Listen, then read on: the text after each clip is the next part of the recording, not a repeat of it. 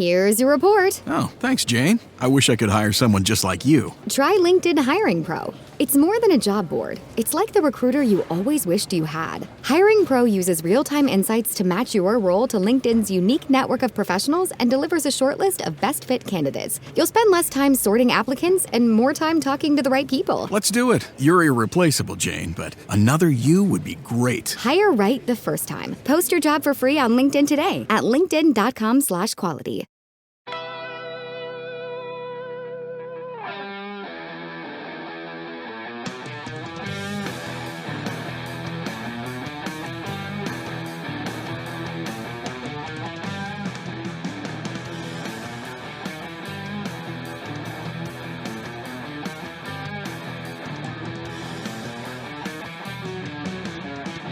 Yeah, and so then I said Ben Shapiro should be. All right.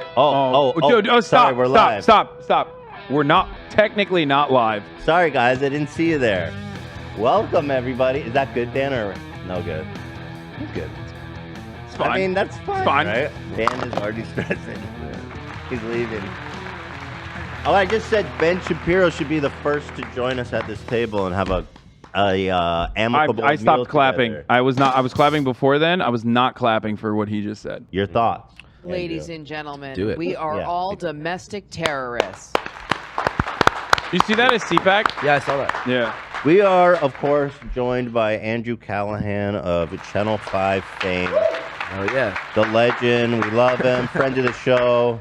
Friend of Hassan. I mean, in great company, guys. He's going on tour, actually. Channel 5 .news. Link is in the description. Yeah. What are you doing on tour? Tell the people, pitch it a little bit. Yeah, it starts in like 3 days. It's like 45 shows in 30 days. It's going to be crazy. It's pretty much like Wow. we have this new movie coming out on December 30th, I think, called This Place Rules. Mm-hmm. And yeah, so we're going to screen like the first maybe like 15 minutes of that. I have a cartoon that I've been working on. We're going to show like the first 10 minutes of the pilot, and then we're going to do a moderated Q&A with a local journalist or something. Oh, that's great. So Oh, there- we're also hiring like magicians and battle rappers on Craigslist. to, like, that's kind of no, pepper that- things. now you're selling it, Yeah, bro. yeah. Oh yeah. Channel 5 .news. See Andrew live. Yeah. Probably coming to a city near you. Thank you, man. Appreciate Andrew, it. thank you for being here. It's such a pleasure. Hassan, nice to see you. God bless. I've been gone for a week. I hope. I hope this episode makes it on air. Bro, I have to apologize. I'm sorry, but I have to apologize to you because, first of all, last week, obviously, you guys know why I got suspended for a week. And the part that I felt bad about, among other things, is that we shot an episode Yeah. on Thursday. It was up for like 10 minutes. I mean, we did it live. Yeah. Yeah. And it was a good, I really liked the episode. Yeah, it was a great we did. episode. Banger. But I made some comments that probably were not good to make right after, because I just got the notification that I was being suspended for a week. It was about Ben Shapiro, correct? Yeah, I said, Yeah. Yeah. And were you I like, said he should be the first yeah. to come over for a scrumptious Thanksgiving meal. Were you surprised to get banned? I was. I didn't expect it. But that's the thing is like, and I apologize to you, Hassan, because all good. first of all, I wasted your time in a good episode. That's fucked up. We're gonna have to cut out the bad shit and re-upload it, Dan. But you were right. Obviously, Hassan was trying to tell me like, don't laugh, bro. I'm trying to apologize. That was not. God damn it. Listen, I've been in this game for a very long time. I've been doing this for like 10 plus years.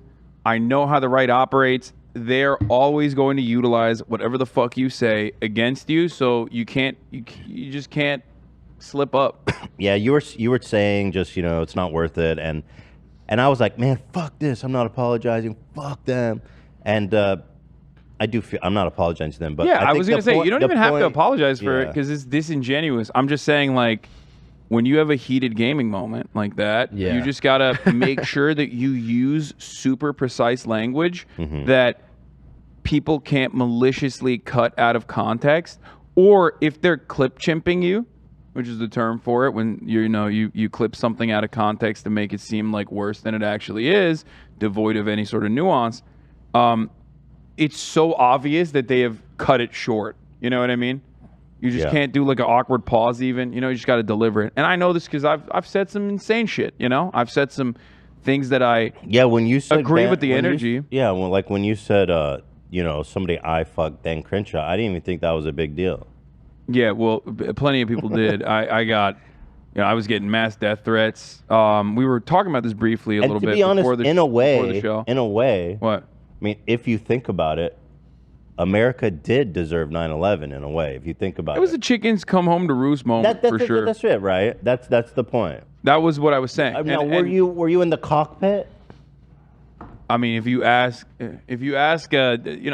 look, a lot of people keep saying I was dancing on the rooftops in New Jersey. I saw you. It was you had a Roman candles, bro. It was a Zumba class. I did not know that fucking 9/11 was happening. Okay, yes, we were dancing. I didn't know that it was happening behind me. Across the fucking river. Bro. Did you ever interact with Dan Crenshaw? Like, did you talk to him and apologize, or? No. But you wouldn't. Because remember, he went on SNL. Yeah. Because Pete Davidson said something about but him. That's SNL. You know what I mean? Dan Crenshaw is like such a lib at heart, which is why a lot of right wingers that you interview despise him. Yeah, they do. Because they think he's like a coward pussy, and he kind of is. He's like Pete Buttigieg almost in a way. Oh, that's interesting. But for the right, So he's always like telling Republicans what they can't do at town halls, and they hate that. They're not used to it. So I think he cares a lot about like liberal institutions like SNL, and would definitely want to, get. I mean, he loves being on TV. Yeah. So he'll definitely go on SNL. He's not gonna come on my show though. He's not gonna come on my stream. And no, he just cried for like 48 hours in a news cycle. About what you said? Yeah. Like actual tears? Yeah, Mr. fucking Purple Art himself. Did he shed a tear? No. Yeah. No, but it was a whole outrage tour, Yeah, and yeah. that's like because that one went to really amazing heights, I have to say, because it was very politically useful for them. Yeah. But the thing that pissed me off about what happened, and I just felt so fucking stupid sitting at home for this week, and I was like, God damn it, this was so not worth it, so stupid. But like the people that created the outrage machine are like straight up white supremacists. They like literally don't care about Jewish people at all. Yeah, they're the same people that are like, Elon Musk bought Twitter. Now I can say the N-word. Like that's the type of people that they have in the audience. They're going, Ethan Klein, I can't believe what you're saying. That's so messed up. Yeah. And it's all bullshit. It's all manufactured outrage. It's ridiculous. But, it did help me a lot. It did save me a little bit. Like when random producers and like, the sound guy at the Young Turks was getting death threats as a consequence of like my words. That's pretty crazy. That's when I was like, you know what? I mean, this is a part of the job, unfortunately, but not to this degree. And I want to separate myself from the Young Turks because I don't want anyone else to be like, I don't want anyone else to get hurt for, my dumbass. Because I'm gonna probably say some crazy shit, and I was right. I have said some crazy shit since then. Yeah, death threats are chill though. I mean, it's like, chill. Yeah. I get like them all the time. Why would anyone give you a death threat? What have you done? Dude, I guess just like made their group, lampooned their group or something. I don't know. I try to not look at it, but I get a lot of anti-Semitic death threats all the time. Are you even Jewish? No. That's what's interesting, huh? Yeah. They're just like, the bigger the hair gets. That's funny as shit. The bigger the hair gets, you could have a graph chart like hair size, anti-Semitic online bullying, spiking. Right. So I mean, my emails is a lot of those guys. Yeah. But they're afraid of the city though because of like the shit they're consuming. So they're like, I want to come find you, but I'm scared of the West Coast liberals. Yeah. Scared of the Antifa controlled shitholes. I can't park my Ford Super Duty. Yeah, it works to our advantage. Yeah. We hide in the cities. You'll never find us. Yeah. Yeah, so, unless you're the Paul DePepe or whatever the fuck the guy who he was tried to assassinate Nancy Pelosi. Yeah, I'm kind of familiar with like the group that he like is a part of, the radical nudist people who live in Berkeley, California. He's a radical nudist? Well, in Berkeley was always butthole son kind of thing? No, more like he works with this lady, Gypsy something. Gypsy Taut, I think, is her last name. They'll pull up naked, like they had a nude wedding outside of SF City Hall after that seems like lib shit. No, like Berkeley doesn't it? Berkeley hippies are like super fringed out, and like during 2020 with the vaccine and stuff, all like the wellness community of Berkeley like pretty much flipped, and it became like the hotbed for like QAnon. This guy's a QAnon weirdo, but he also he turned before then because I looked at some of his writing. Literally writes with the proficiency of a third grader, like just straight brain melted. Okay, Canadian. comes to Berkeley. I just, I'm not going to get Build into on my that theory. Canadian comment. We need to build a wall. Okay, Canada not sending their best. Well, actually, that's not true.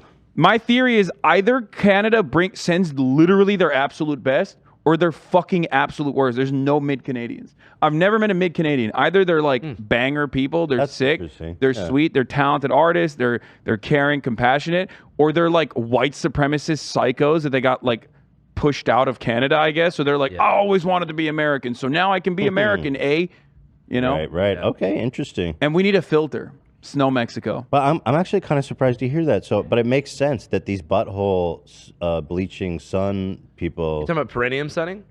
Yeah, that's I don't think they would do bleaching. I think that stands. It's against bleached what by they the believe sun. in. Bleached by the sun. Yes. Yeah. Yeah, but I mean, he's from British Columbia, Canada, which is Yeah. also where the guy interviewed, Will Blunderfield, is from. Yeah. Another free A thinker. lot of crazy people out there. Yeah. Dude, that episode, I think that episode changed my life. In what sense? I'm doing it now. I hit him up and I was like, hey, we need to touch tips immediately, No, I think it changed my life because it was just like, I think it gave me irreparable brain damage. Yeah. Watching this man operate changed me as a person. He's a great guy. Okay. I mean, just a loving person for sure. Yeah, dude, his cranium is crazy. I'm surprised more people don't that's actually the like piss bring that drinker. up. Yeah. That guy's yeah. wild. So Yeah. is he like QAnon? No. He's anti-vax, but he's more just into like, healing Drinking himself, piss. drinking his own pee, manhood activation. I love- rewilding. Like that's Bro, I love that in some circles, urine is like the ultimate elixir. Like, Yeah. I don't know how they decided on that, but they just want to drink their own pee and have a good time doing it. I don't think I would do it. I mean, you're the gonzo journalist. You better do it. I don't think I'd You drink. better my own drink pee. you better shoot a stream of urine right into your mouth, boy. If I had a day to drink a gallon of water, I might at the end of the day give it. Oh, just make it as clear as possible. for sure. Yeah, That's not. They don't. yeah, like because that. my dude was drinking his own piss in the video, and that shit looked like Mountain Dew. Okay, Yeah. it looked fucking Yeah. green. I don't know But how that's he what did happens that. when you recycle urine, bro. Bro, the amount of acid, like his pee was so acidic, dude. Yeah. It was God. Yeah, we're talking, of course, about one of your Channel 5 episodes. I can't get over the fact that, obviously, and many people know, used to be All Gas, No Brakes. That's like a former identity, long shed. Yeah. Actually, didn't even take you long. I mean, how long ago was that? But you're like fully surpassed, I think. Yeah, I think All Gas No Brakes ended like a year and a half ago, and there was only 1 month of darkness between All Gas No Brakes and Channel 5.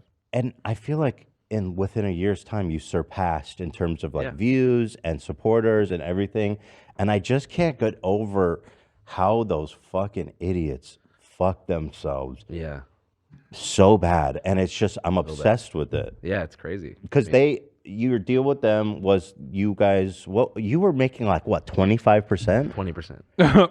They were getting 80% of all proceeds, merch, YouTube revenue, ads.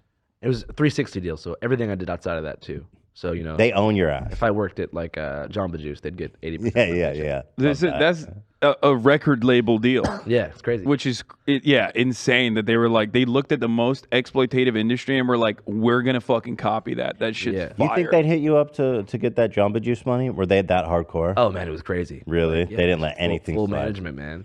And so you went to them because All Gas No Brakes was becoming a big deal. Yeah, and it you was had a happening. ton of supporters. I mean, on Patreon, you guys were doing crazy numbers, Yeah, it was a doing big crazy deal. merch. And what did you say? Let's go 50-50? No, it was pretty much like we started filming the movie at the same time as the Right. show was popping off. Right. And they were like, "Oh, I was filming the movie 7 days a week," and they were like, "Where's the Patreon content? Where's the YouTube videos?" And I was Yeah. like, "I don't have time to make them." That's And awesome. but I said, if you wanted me to make them, just give me 50% instead of 20%. And then they pretty much were like, "Get the fuck out of here." Long story short, that's insane because like Yes. your counter was literally still unfavorable to you. Yeah, absolutely. Like you should have been getting 80% and they should be on a good day getting 20% of just the fucking video revenue. But or all they something. really did, it's to say all, at the time it was a big deal for you. They bought you your first like van. yeah, I was like Camper. 22, fresh out of college. They put me on a $45K a year salary and bought me like a giant 28-foot RV and let me hire my best friends to work for the show. So I was hyped at the time. Like, That's a good investment for like nobody, right? No, in a way, I kind of feel bad for those guys in a Yeah, sense. yeah. I mean, not to the point that I would like reach out to them, but I feel bad for the business decision they made late in the game. Such a bad. Because if they decision. would have given me 50%, I would have kept making All Gas No Brakes, put my heart into it, and it would have really cracked off. That was such a good brand too. I mean, Yeah. Channel 5 Yeah. done. All Gas No Brakes doesn't matter anymore. But It was a dope name. it too. was and it was really man. Have you? So you haven't heard from that? I'm so obsessed with what fucking idiots those guys are. Have you heard anything? Yeah, I from them? think Reed, who's the CEO of Doing Things Media, he congratulated me on Channel 5 success. Oh, he was gracious. Yeah. That's I nice. don't think he's a bad guy. Speaking of Channel 5 success, we're fucking duking it out again. What? On the streamies. I know, dude. Yeah, we got They're going to give you the streamy for sure. no shot. They gave it to me last year. No What? shot. What in news? News. Yeah. Oh, you. I'm up for your love boy is you. up for 3 streamies. Yeah, I by the saw. way. That's awesome. Yeah, well, technically 4 if you consider leftovers a part of the H3 Okay. Okay. all right. H3 Productions All right. That's brand. true. That's Okay, true. not I don't know why they keep nominating me for news. NEWS. It doesn't make any sense. Is there a different category? Yeah, like comedy series or like oh, I don't know. comedy. Yeah, I think I mean just creator of the year. I'm not like a news station. You know, I don't like give daily updates on anything. Well, I'm not going to shit talk the streamies at all. I respect that institution because this year I'm trying to win. Yeah. So I'm just going to say I have the utmost respect for the Me streamies. too. Yeah. I trust their infinite knowledge to put you in news. No disrespect, Andrew, Mm-hmm. but you just need to listen to them. Okay, cool. Shout out to the streamies. Yeah, love the streamies. Yeah, shout out. We got- Don't. You can shit talk them. I'm trying to win this year. You know Shout what out I'm saying? no, I'm not shit talking. I'm so grateful. Yeah, That's all I want No, there on is my a whole credible life. institution. No, really. I'm so cooked. Like the people that they put me up against is like Kai Cenat and shit. I'm like, come on, bro. I'm not gonna beat those guys. Ludwig, Kai Cenat for what, streamer? Variety streamer of the year. I think like Well, there's some bullshit like chat, like just chatting. It's a category that is. Which I don't know why they put XQC on there because he plays video. gambling. He's a not anymore. But yeah, there is a little bit of I'm weirdness just chatting. there. What do you mean? in the way- I'm just chatting. Well, you're not on Twitch. So you're Wait, not- speaking of Okay, streamers, alright. were you saying that a bunch of streamers got banned for reacting to my Will Blunderfield one video? did Quinn. Really? Like permanently banned from Twitch? No. They unbanned him already. okay, I cool. think it was a semen. Oh, on the paper. Yeah. The dried Oh, you on the paper. you showed. I didn't watch Bro, that one. video. I know that no, guy. no, though. don't watch it. Or watch No, it. I'm gonna watch it. It's gonna change your life. Well, there was a scene where they wrote down their list of regrets and things they want to let go of in the coming Chinese New Year, and they, did a cum tribute. You know what a cum ejaculated on the tribute is? paper, let it dry, and then burn the paper. Damn, it's crazy. Oh yeah, All Gas No Brakes. You got to pull it up. They didn't. I just 2 years ago, and they were gonna try to replace your ass. they tried to. Yeah. They didn't even get a video. They have a couple knockoff channels right now in my exact style. Really? At this point, Yeah. at this point though, like your brand of like your style of content, and I told you this like a couple of years, almost like a year ago at this point, like especially during COVID when it was popping off. Yeah. Your style of content, it was always going to be, it was always going to have copycats because it's so. It's so good that people see it and they go, "Oh shit, I want to do this." I too. can For do sure. that. And also, I had a lot of inspiration as well. Yeah, but what did I tell you? You stand on the shoulder of giants. Would you say? I suppose so. Yeah. They're Yeah. they're always going to be the second best. Well, but- Andrew Callahan. well, They're Who are not the going to be. giants, that whose shoulders you stand on. Yeah, exactly. Well, thank you, man. I appreciate it. Well, I mean, I'm cool if someone else takes influence from it, but if Doing Things Media themselves creates a knockoff show, Yeah. it rubs me the wrong way. They have 2 shows, Festivalist and Hard Facts. The low subscriber count, but it's basically ran by the same people who took All Gas No Brakes away from me. You're giving him clout. Wait, right? what are they called? No, I want to look it up. No, just so you guys can see. Like, Yeah, what's their name? One's called Festivalist. It's pretty much like my early kind of like Wook Festival style hippie interviews at different festivals. 1,000 subs. Just so you guys can get an idea. I don't care about giving them clout or not, but it's yeah. So this is the same guys that are trying to do a thing here. Yeah. These thumbnails are whack, bro. They're trying to be YouTubers. And they got Blake Vapes on there, Aristotle, which I'm surprised by. Yeah, he's hosting it. Yeah. And then what's the other one? The other one is now gone, but it's called Hard Facts. Oh, they took it out. They took it down They already. stopped whatever making the show because I was like, yo, this is ran by Doing Things. Yeah. But now I've stopped. I'm trying to manifest as little negativity as possible. I like that. With You've such been drinking your own piss. Yeah, well, I have You know, such a you've good been touching opportunity tips. and good opportunity with me like, I have such a great opportunity with the movie coming. It's like I don't want to spend time beefing it with people on like a lower level. You're risen above, I think. Yeah.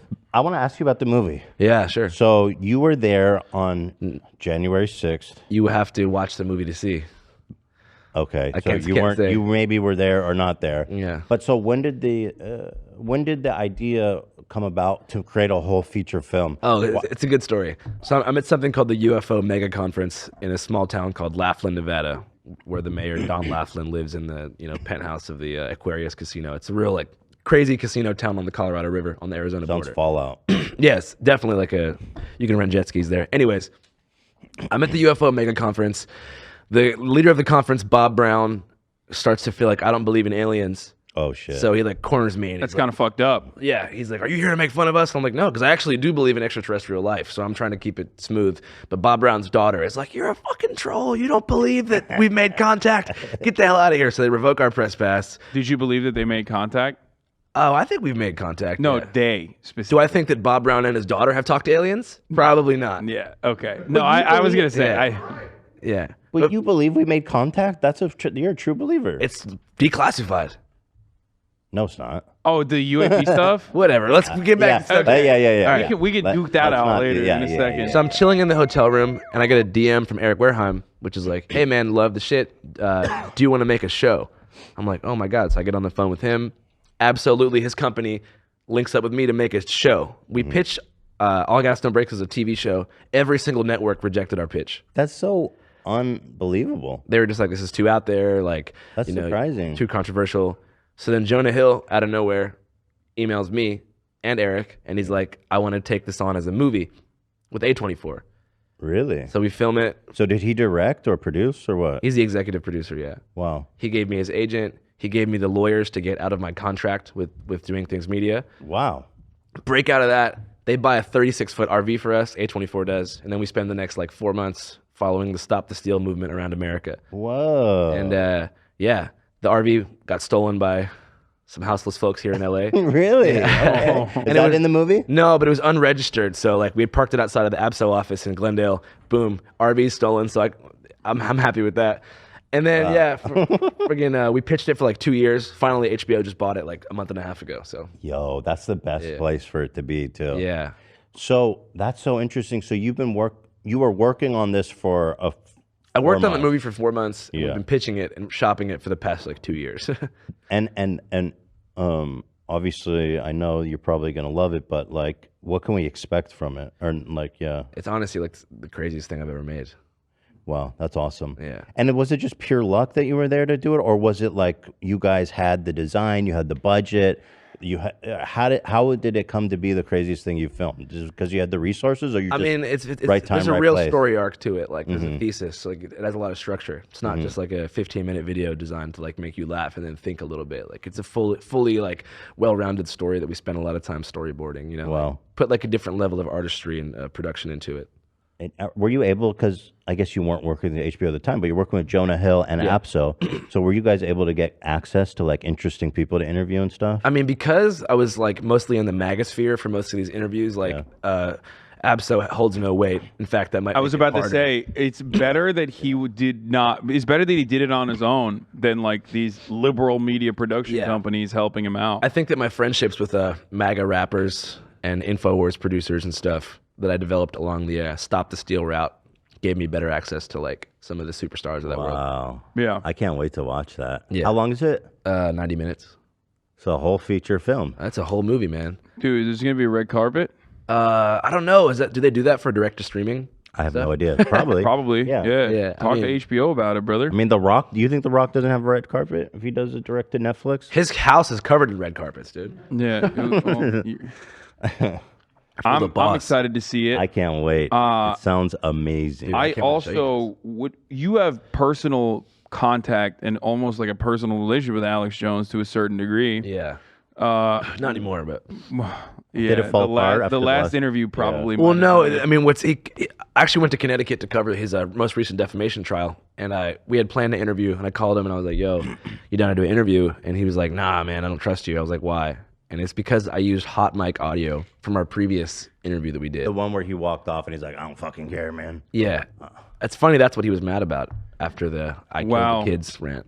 Yeah, it was the hot mic audio. He was like, You "You have no honor, you have no trust." Because Oh, you he freaked out on you. you showed like his producers beefing with him, I think. So maybe he just like that makes him look bad It to did, his yeah. audience because like his producers are on his side, but even his producers are saying like, "Bro, chill. Yeah. What the fuck are you saying?" Kind of like pulls the curtain back a little bit. Yeah. Definitely. Yeah. Because when he walked backstage, you did this interview with Alex Jones. Yeah. And when he walks off stage, because he goes, I killed the children. It was me, Alex Jones. And then when he walks off stage, his producer's like, that's not cool, man. You guys stop saying that. Well, I think what he says to me, which is most interesting, is he goes, "Are you liking it?" He says that to his producer. And so it just goes to show that like his meltdown was all part of the optics to like appear insane, you know, as like a defense. Yeah. He did sound a little insane, though, because the producer was like, you got to stop saying that. He's like, I don't fucking care anymore, man. No, Yeah. I think that I can't believe I'm about to say this again. Full disclosure, obviously I'm not a supporter of Alex Jones, but I think that plays to his brilliance as a content creator. If you could like divorce him from the genuine on the ground impact that he's had on humans' lives in a really devastating way with his consistent doxing harassment campaign that he engaged in over and over again, or even the the other stuff. Obviously, he's done a fuckload more than just defame school shooting victims' families. Yeah. But he is, and we're not alone in this. Plenty of other brilliant directors, including like what was it, Linklater? I mean, he's had him. Richard Linklater has had him as his own character in both Scanner Darkly and another earlier movie that he had made. Like people did see him as like a brilliant content creator. He is. But I think the environment now is especially ripe for Waking Life. Thank you. Was the other one. The environment now is especially ripe for someone like that to be taken seriously, and then people act out on the on the insane things that he says, basically. Yeah. I wanted to ask you how that Alex Jones interview came about, because it seemed like you had the exclusive. I didn't see him doing any other interviews. No, about he it. gave me his first interview after. That's a lot of respect. How Texas did that drama. happen? I think he respects that we're independent. More importantly, I don't know. I think he's aware that we're not on the same page politically, but like he knows that we're funded by Patreon. We don't have any big corporate backing. So Maybe I that's think- why his producers have reached out to me in the past to like fucking do debates and shit. Dude, you should definitely debate Alex No. Jones. That'd be awesome. No, I think like once the defamation stuff. Now popped things off, got I was- yeah. 1 billion. That's ridiculous, man. Yeah, it's fucking. I thought awful. I kind of just laughed when he got $1 billion. I was like, I mean, okay. I mean, they're trying to bury him, and I get it. I understand it. You're using civil litigation to stop someone from doing something that is genuinely harmful, Yeah. so that other people don't try to copy it as well, and they are fearful to do similar things. I get that. Yeah. I mean, what was it? It's happened before where civil litigation ruined. A media company, Gawker, Peter Thiel. There was that. Hulk Hogan sex tape. Yeah. There was something else. What was it? A really fucked up institution that was it? Oh, Girls Gone Wild. Yeah. The civil lawsuit shut down that organization, which was so fucked. It's probably Yeah. probably a good thing. Yeah. So Yeah. I mean, it's a tool that's been used effectively in the past. Yeah. For good. Yeah. For good. But so, did you reach out or did he reach out to you? I did for sure. Okay. So you said, "Hey, let's talk." Well, he's a big part of the movie we have coming out. Oh. Yeah. love Has he that. seen it? No, He hasn't. No, I was gonna say there's. in terms of the shirtless workout scene. In the movie. There's, Yeah. there's a lot in there. In the movie, Alex agreed to a shirtless workout scene where I'm pouring Jameson in his mouth while he's bench pressing, and vice versa. That's yeah. Yeah. That's awesome. Yeah. It is awesome. No, You I'm think this- really stoked You on think the this movie. documentary is going to piss him off? Alex? No, not really. No. No. I mean, it's just basically raw footage of interviews. So, Yeah. I mean, it's just who he is. a lot of people get pissed when you hold a mirror up to them, That's a pretty consistent theme that I deal with. People acting like I'm twisting their words when in reality, You don't even say anything. they said all this shit. They just didn't expect that many people to hear them say it. So they Right. feel like I fucked them over when in reality, I just have a large platform and they're not used to the megaphone. Right. Yeah. Yeah, or even in the case of Alex Jones, like he is used to the large platform and Yeah. he does say that shit all the fucking time. Yeah. It's just that when it escapes the echo chamber that he has neatly cultivated for himself that has been like very successful for him. All of a sudden he's like, wait a minute, I didn't mean it like that. What the fuck? I wonder what he thinks about the Pelosi attack. Oh, Great. Well, I'll tell you right now. I know what he'll say. At this, False flag. Yeah, at this stage, I don't need to like watch Republican commentary to know exactly what they're gonna say. That's why I always joke, like, I'm like, dude, if I wanted to fucking grift, I wouldn't be a leftist. Like, the worst place to grift. I would just be a Republican. I'll tell you right now. One, Paul Pelosi, he was in his underwear. Many people have said that Paul Pelosi has sexual dealings with men. This was probably a lover's quarrel. Okay, my sources, I got the document. Interesting. AlexJones.com, Infowars.com. I'm hearing that the commissioner, the chief commissioner of police in San Francisco has given me the documents, folks. There was a lover's quarrel happening at 5 a.m. Nancy Pelosi. If that's what happens, I'll be very fucking impressed. Has anyone say said that yet, Lover's Dan? quarrel. He's going to say it's a lover's quarrel. What about false flag? Yeah, they're going to say it's a false flag. Yeah. It's either a lover's quarrel or a false. It's Lover's false flag. quarrel, It's so false good. flag to drive sympathy towards the Pelosi's, even though they're vampire demons that are sucking children's blood. You seen those big old titties on Nancy? Yeah. That's cultivated from the blood of Yeah, children. those are baby incubators. She got a baby in each titty. Those cleavage look way too young for a woman that age. Yeah, her living in SF does not help her case on the false flag front either. You know what I mean? Just like that place epitomizes that in Portland. It's like the most evil places in the world. Yeah, of course. Yeah. Which is exactly what Fox News did. Like the mainstream commentators, and I fucking called this out immediately as soon as it happened too, as it was like as they were cutting coverage. What they said, what Fox News mainstream commentators said immediately was to be like victim blaming. You know, this is not our fault. This is not like one of our No guys. way. You didn't read this? No. David DePape tells investigators that he and Paul Pelosi were engaging in gay sex and had an argument over drugs. Poppers. Yeah, Pelosi's are refusing to turn over surveillance video of their home, fueling more speculation of homosexuality at the home. DePape has arrested for male prostitution. That's a lot of retweets. A lot of people think that. Okay, so the dominant narrative now This is that happening. David DePape and Pelosi's old husband were hooking up. Fighting over meth and Argument ensued over drugs. and 84. I think if you smoke meth at 84, you just die. Right? Yeah, what I don't drugs know can you about do at that age? Wait, first of all, Paul Pelosi, bit of a fucking lush. I'm just saying. A meth lush? He loves drunk driving, brother. I don't know. that's true. Does he? That's true. He's a party Yeah, boy. he's a got guild. arrested for Got busted, DUI, yeah. Oh, really? which is like impressive. That doesn't make you a party boy. If you're 84 and you're getting fucking parties hard. If you're 84 years old and you're that rich, Yeah. and you got arrested for a fucking DUI, it's like respect, okay? At Yeah. that point, I'm like, bro, But you know what? not When to come across like a drunk driving evangelist. I but- respect his DUI, bro. I'm about to get in trouble again for a joke. Let me just say that he's a piece of shit. Yeah, of course he is. That he's like the The insider attacker or trading. Pelosi's no, husband? Pelosi's husband. Yeah, no, He's going through a lot, man. Yeah, no, but he's like the insider trading that goes on with that family makes me want to puke. I fucking hate those. Oh dudes. no, for sure, they're disgusting, nasty humans. Didn't know right? this. Obviously, they didn't deserve that, and I wouldn't wish it on him. Yeah, no I don't. way. But I he's a mean, piece of shit. But also, Paul Pelosi, like 84 years old, this fucking dumbass 45-year-old groiper, Paul DePepe, or whatever the fuck his dumbass name is. There's a photo of him out there. It's so Wait, it's can I so see funny. Paul This is DePepe? like these are the dumbasses in my fucking replies all the time who are like, like, you know, master race, you're just working for the Jews or whatever. And then I look at their fucking photos and I'm like, bro, you look like that. Shut the fuck up. Yeah. He's like a classic like friend groiper too, so he like talks like a baby. I don't know if you've seen these. I'm not familiar with these. Friend World. He's like one of those guys. It's an offshoot of Clown World. This is like really fucking inside baseball Nazi shit, right? Yeah. But some of these Nazis literally talk to one another like little children do, and they post photos of Why? what they call friends, which are like the cute version of the Pepe the Frog, which we use in our community as well. But anyway, so. That's wild. He's one of those fucking guys. Oh. Genuinely, his brain capacity is diminished. Like, it's very obvious. Reads and writes like a third grader. This guy, there he is, breaks in. And that's back when he was 33. That's from like 2013, okay? You know, that's the face of a Gamergate guy right there. Yeah, totally, dude. Yeah, he was a Gamergate guy.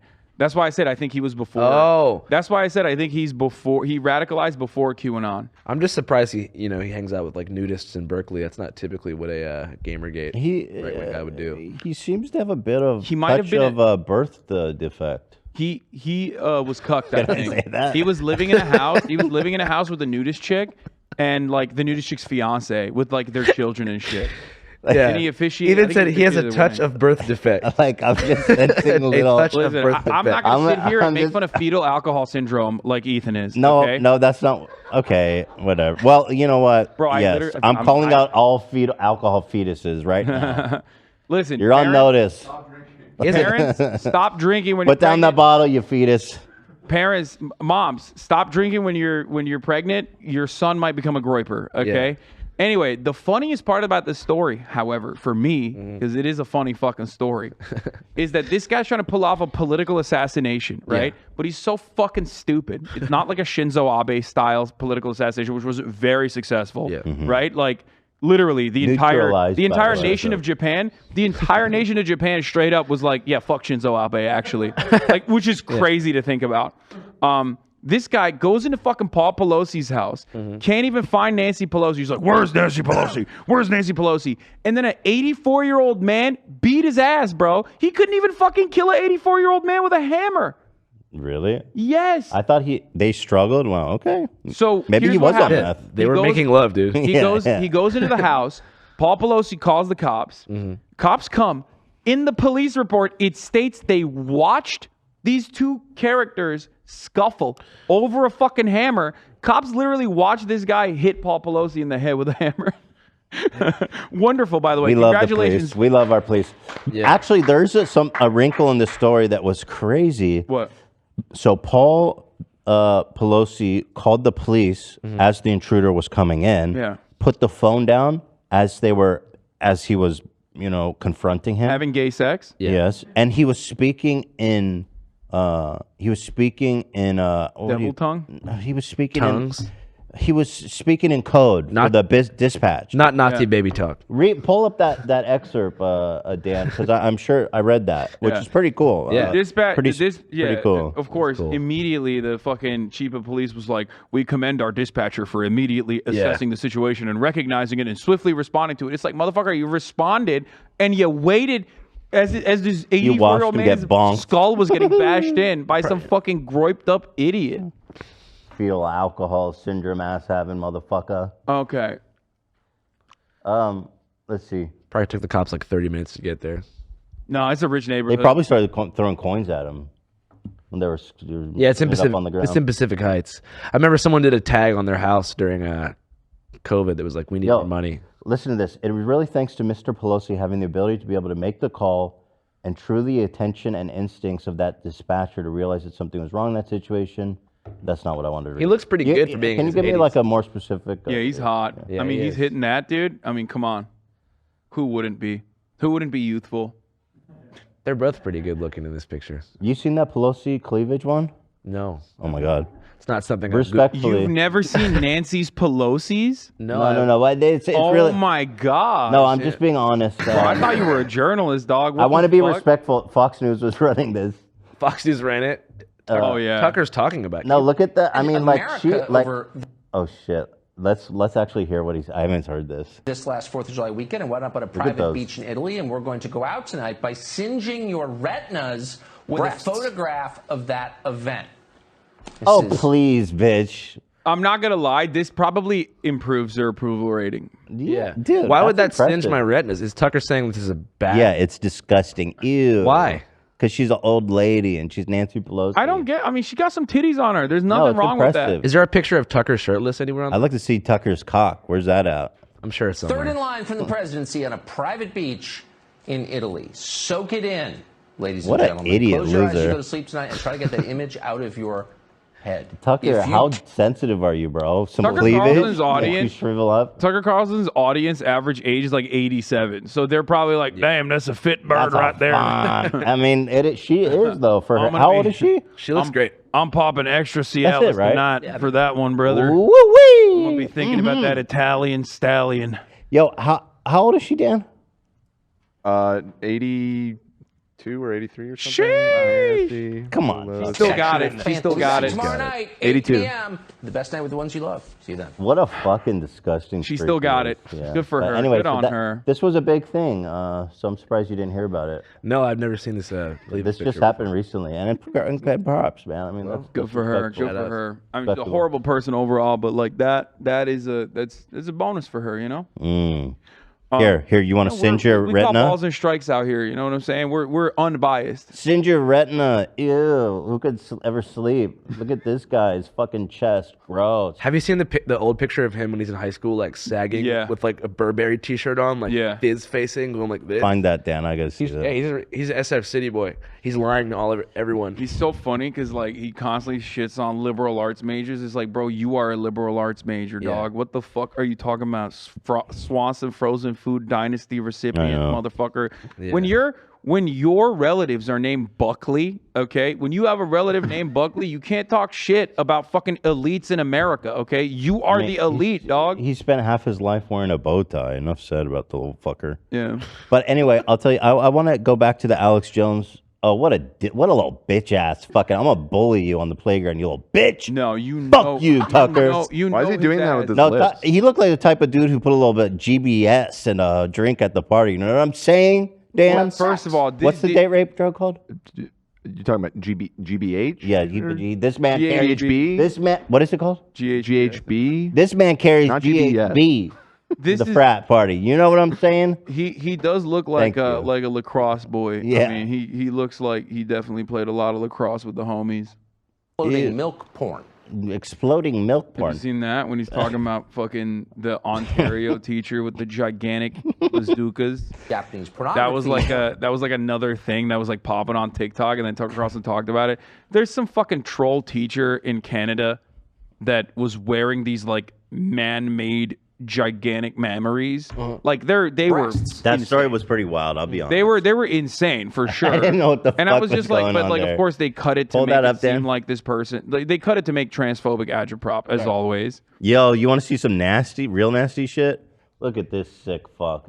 Dude, that's disgusting, bro. Have some respect for yourself. Tucker. I mean, those are they're nice. Tuck those man. in. That is just horrific. Breasts. Get that They look away. good. They look good on Tuck Nancy. those They look away. good on Tucker. I actually I'm kind of consi- like what I'm seeing. I'm not sure why. Yeah, Okay, all right. Interesting. it's confusing me a little But bit. so I want to ask you. Yeah. I wanted to ask you more about the Alex Jones That was a interview. teacher. Gotcha. We went on a far tangent, but I'm gonna come back to that.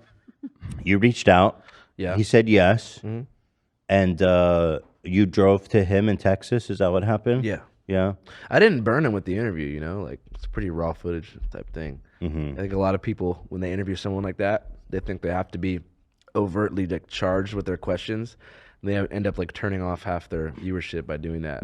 Just try to go in like with an open mind, or at least not ask loaded questions. Yeah. Because if you do that, I mean, every time someone interviews people like Alex Jones, or I even noticed when I was doing the whole Stop the Steal thing, they'd interview like Enrique Tarrio and like kind of like people in the Proud Boys sphere, and they would just ask him like do you know like what do you have to say for yourself? You've done this, and it's like you're never gonna get a genuine response out of someone if you start a question that way. Right. And so You think Enrique Tarrio is FBI? You think he's a Fed? No, You don't think so? not for the six, but in general, I mean, he cooperated with the FBI for his diabetic test strip thing. Enrique Tarrio, I think he's now incarcerated, former chairman of the Proud Boys, sold $2 million worth of expired diabetic test strips in Miami.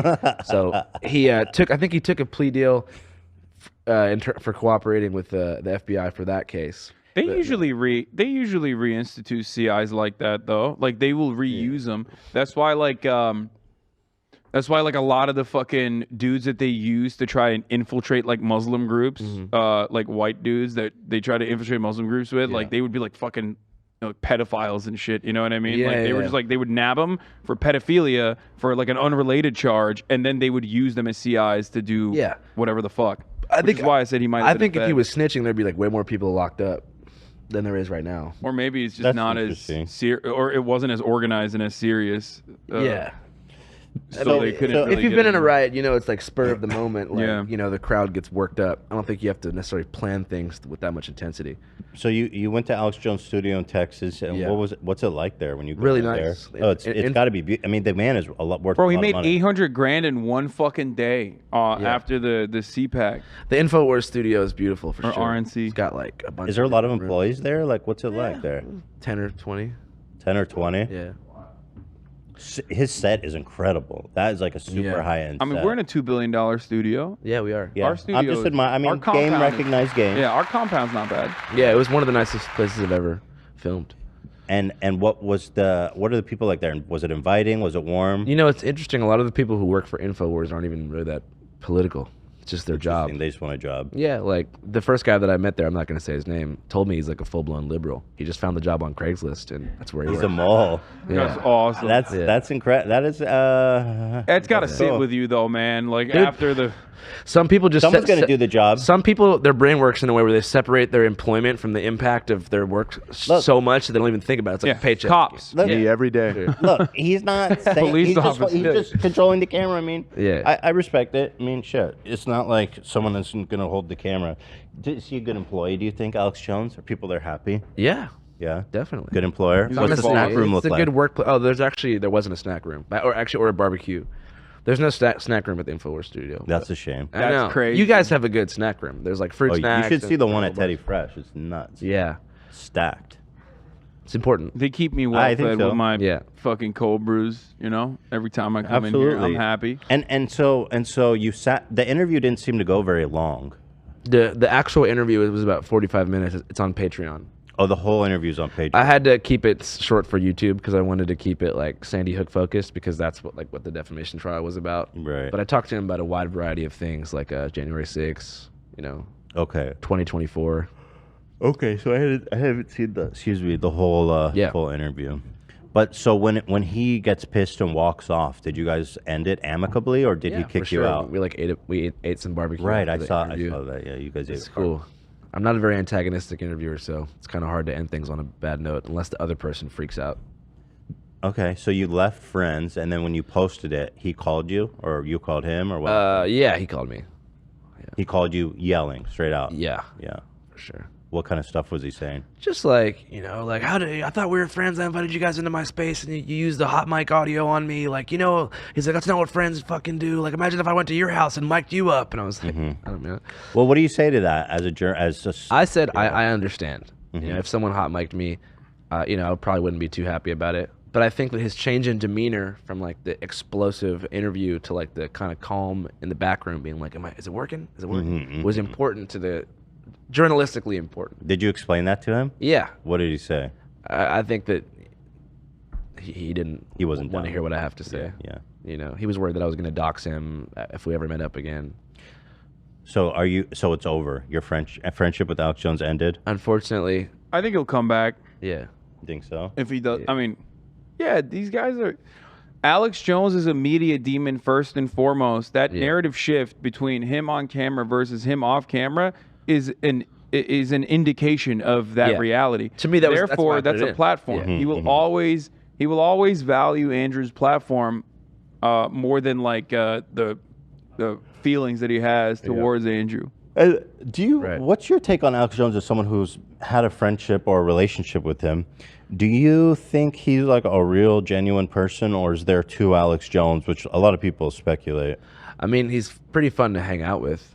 Like, he's a good dude to like get a beer with, eat barbecue with, because he's like full of stories, information, and memories. He's just he's a storied individual, and he's a great storyteller. And he's a great storyteller. Yeah, he is an entertainer. I think that at some point you kind of fall victim to your own echo chamber because especially when it's so tied in with commerce.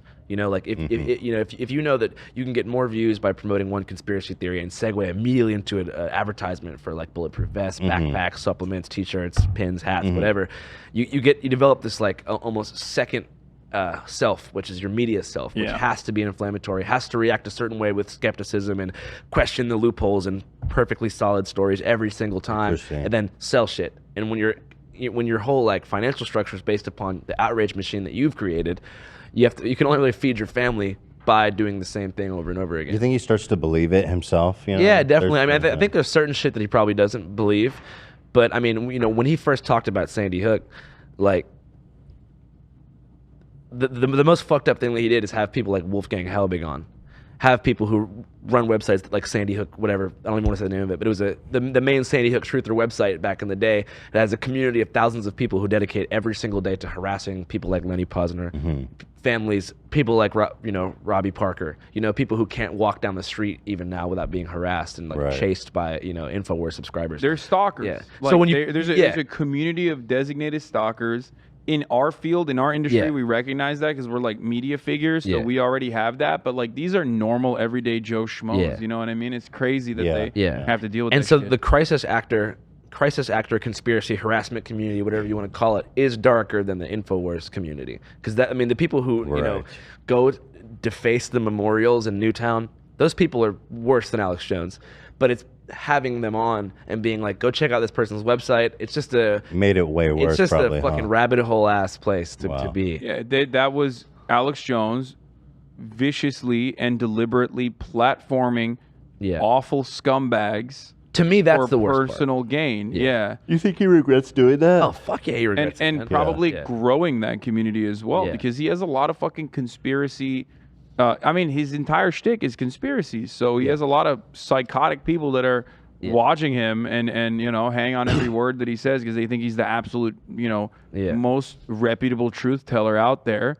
Those guys are now growing the ranks of the even more insane gang stalking community. Right, because I mean, having questions about sad shit like tragedies is sometimes valuable, like in Uvalde, the police response time. Why did they take so long? What happened? Those are real loopholes, real questions, real body cam footage, shit you need to analyze and see. So there is inconsistencies in terms of like actual shit that happened.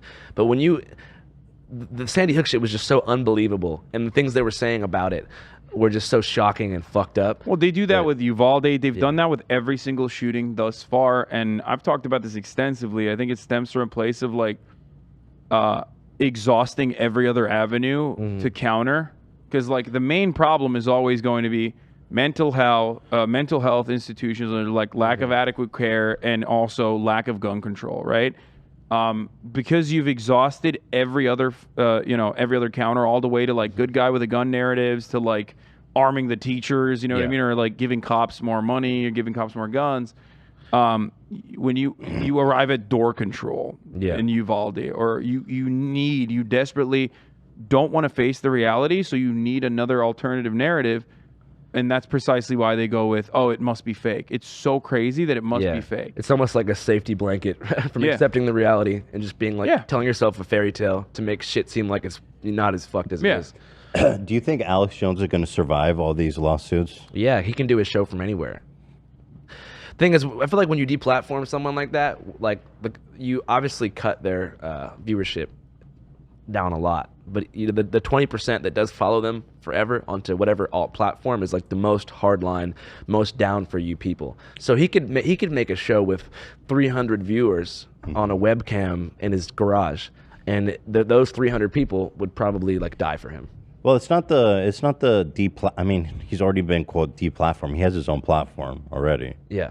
But do you think the financial strain of losing all these websites is going to ruin him? I don't know, man. Like, I don't know about this whole bankruptcy thing that they're going to try to do. I don't know. I don't think that's going to work. I mean, he's farming. He's farming funds off of it. He literally you can't go, as far as I understand, you cannot go and be like, hey, we're filing for bankruptcy. All the money you donate is going to go to us.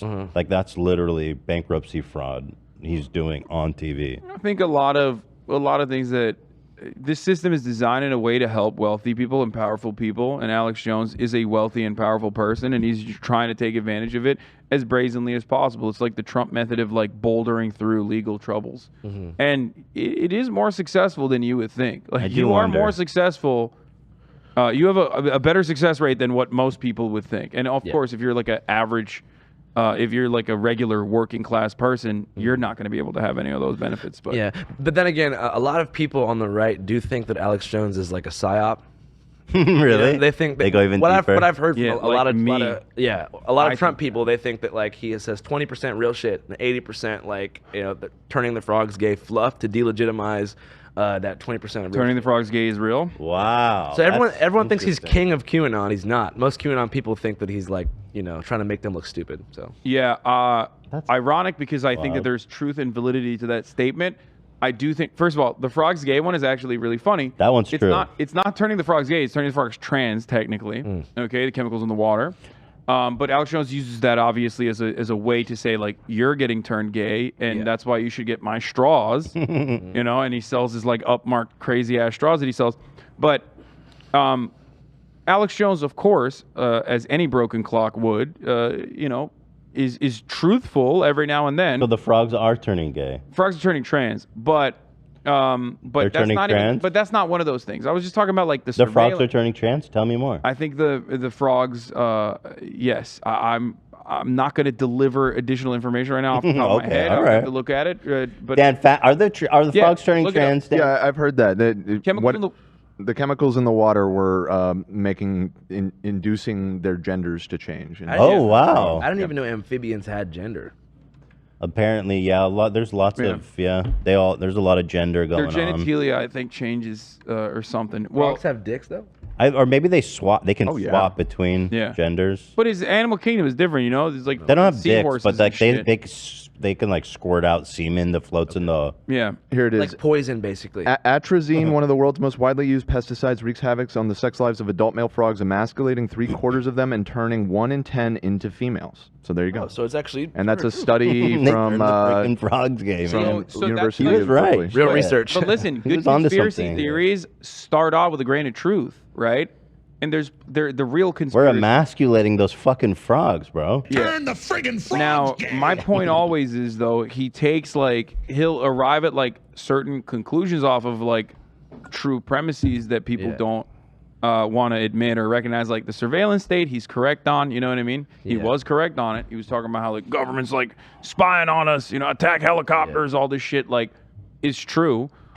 We also use like private defense contractors like Blackwater, now known as Academy, of like veterans that war criminals, like rugged war criminals that go and like do operations on American soil. Yeah. That's not a fucking conspiracy theory. That's real. Now, if Alex Jones talks about that shit, obviously because 80% of his commentary revolves around like interdimensional pedophilic vampires, you're gonna be like, oh yeah, this guy's a fucking kook. He's out of his mind. I'm not gonna believe any of that shit. I'm not gonna believe the surveillance state. All this sort of stuff, which is part of the reason why I also thought I've always maintained the belief that like if Alex Jones did not exist, the state apparatus would try to cultivate an Alex Jones. Totally. And he's such an easy slam dunk for people like Kimmel and Colbert. You know what I mean? Because it's like he takes a big L and then he gets platformed again because they can just do monologues about how he sucks ass. So you have like billionaires and shit Yeah. making money off of like talking about how much he sucks. Right. It's all industry. He's just, they got his ass. That is interesting. Last time you were on, it was right before the election, and I asked you, who do you think's going to win, Biden or Trump? And you had told me, because you travel all around the country and you've seen on the ground, people love Donald Trump. And you predicted Donald Trump was going to win. Yeah, I mean, I just spent like 4 months at Trump rallies, so I was a bit influenced maybe. So, It but- depends, though. Well, Wait, at what I'm not point- calling you out. At what point did he say it? Did he say it literally? Because like remember, Donald Trump got COVID like a week before the election. Like it was pretty insane. Like the sequence of events that took place that like reignited the oh shit, COVID is actually fucking real, or versus is it real? Is it fake? And like the lockdowns are way too far. Like that narrative was reinflamed in a way that was definitely beneficial for Joe Biden so close to the election cycle. I think that certainly played a role. I've talked about this a lot. Like I think that Trump's chances without everything working so perfectly against them were significantly better than the way the media was casting it. Well, were you surprised when Biden won? Yeah, because I've never met anyone who likes Joe Biden before. Right. That's interesting. So, I mean, And what's the temperature on the street? Because Have you met a person that likes Joe Biden since? no, I met. I like Joe Biden. I like Dark Brandon. I don't. I mean, You don't like Dark Brandon? Why? Dark no, Brandon's dude. just meat. He's a loser, dude. He's a loser. Yeah, I don't know. He's just like a. I don't know, dude. Hey, Jack. He just, I like hair of legs. Look and at kids it. jumping on my lap. I don't even want to. Let me walk that back. That's a negative thing to say. He's not a loser. I just don't like him. You don't like him. Yeah. Why? I don't know. That's the voter right there.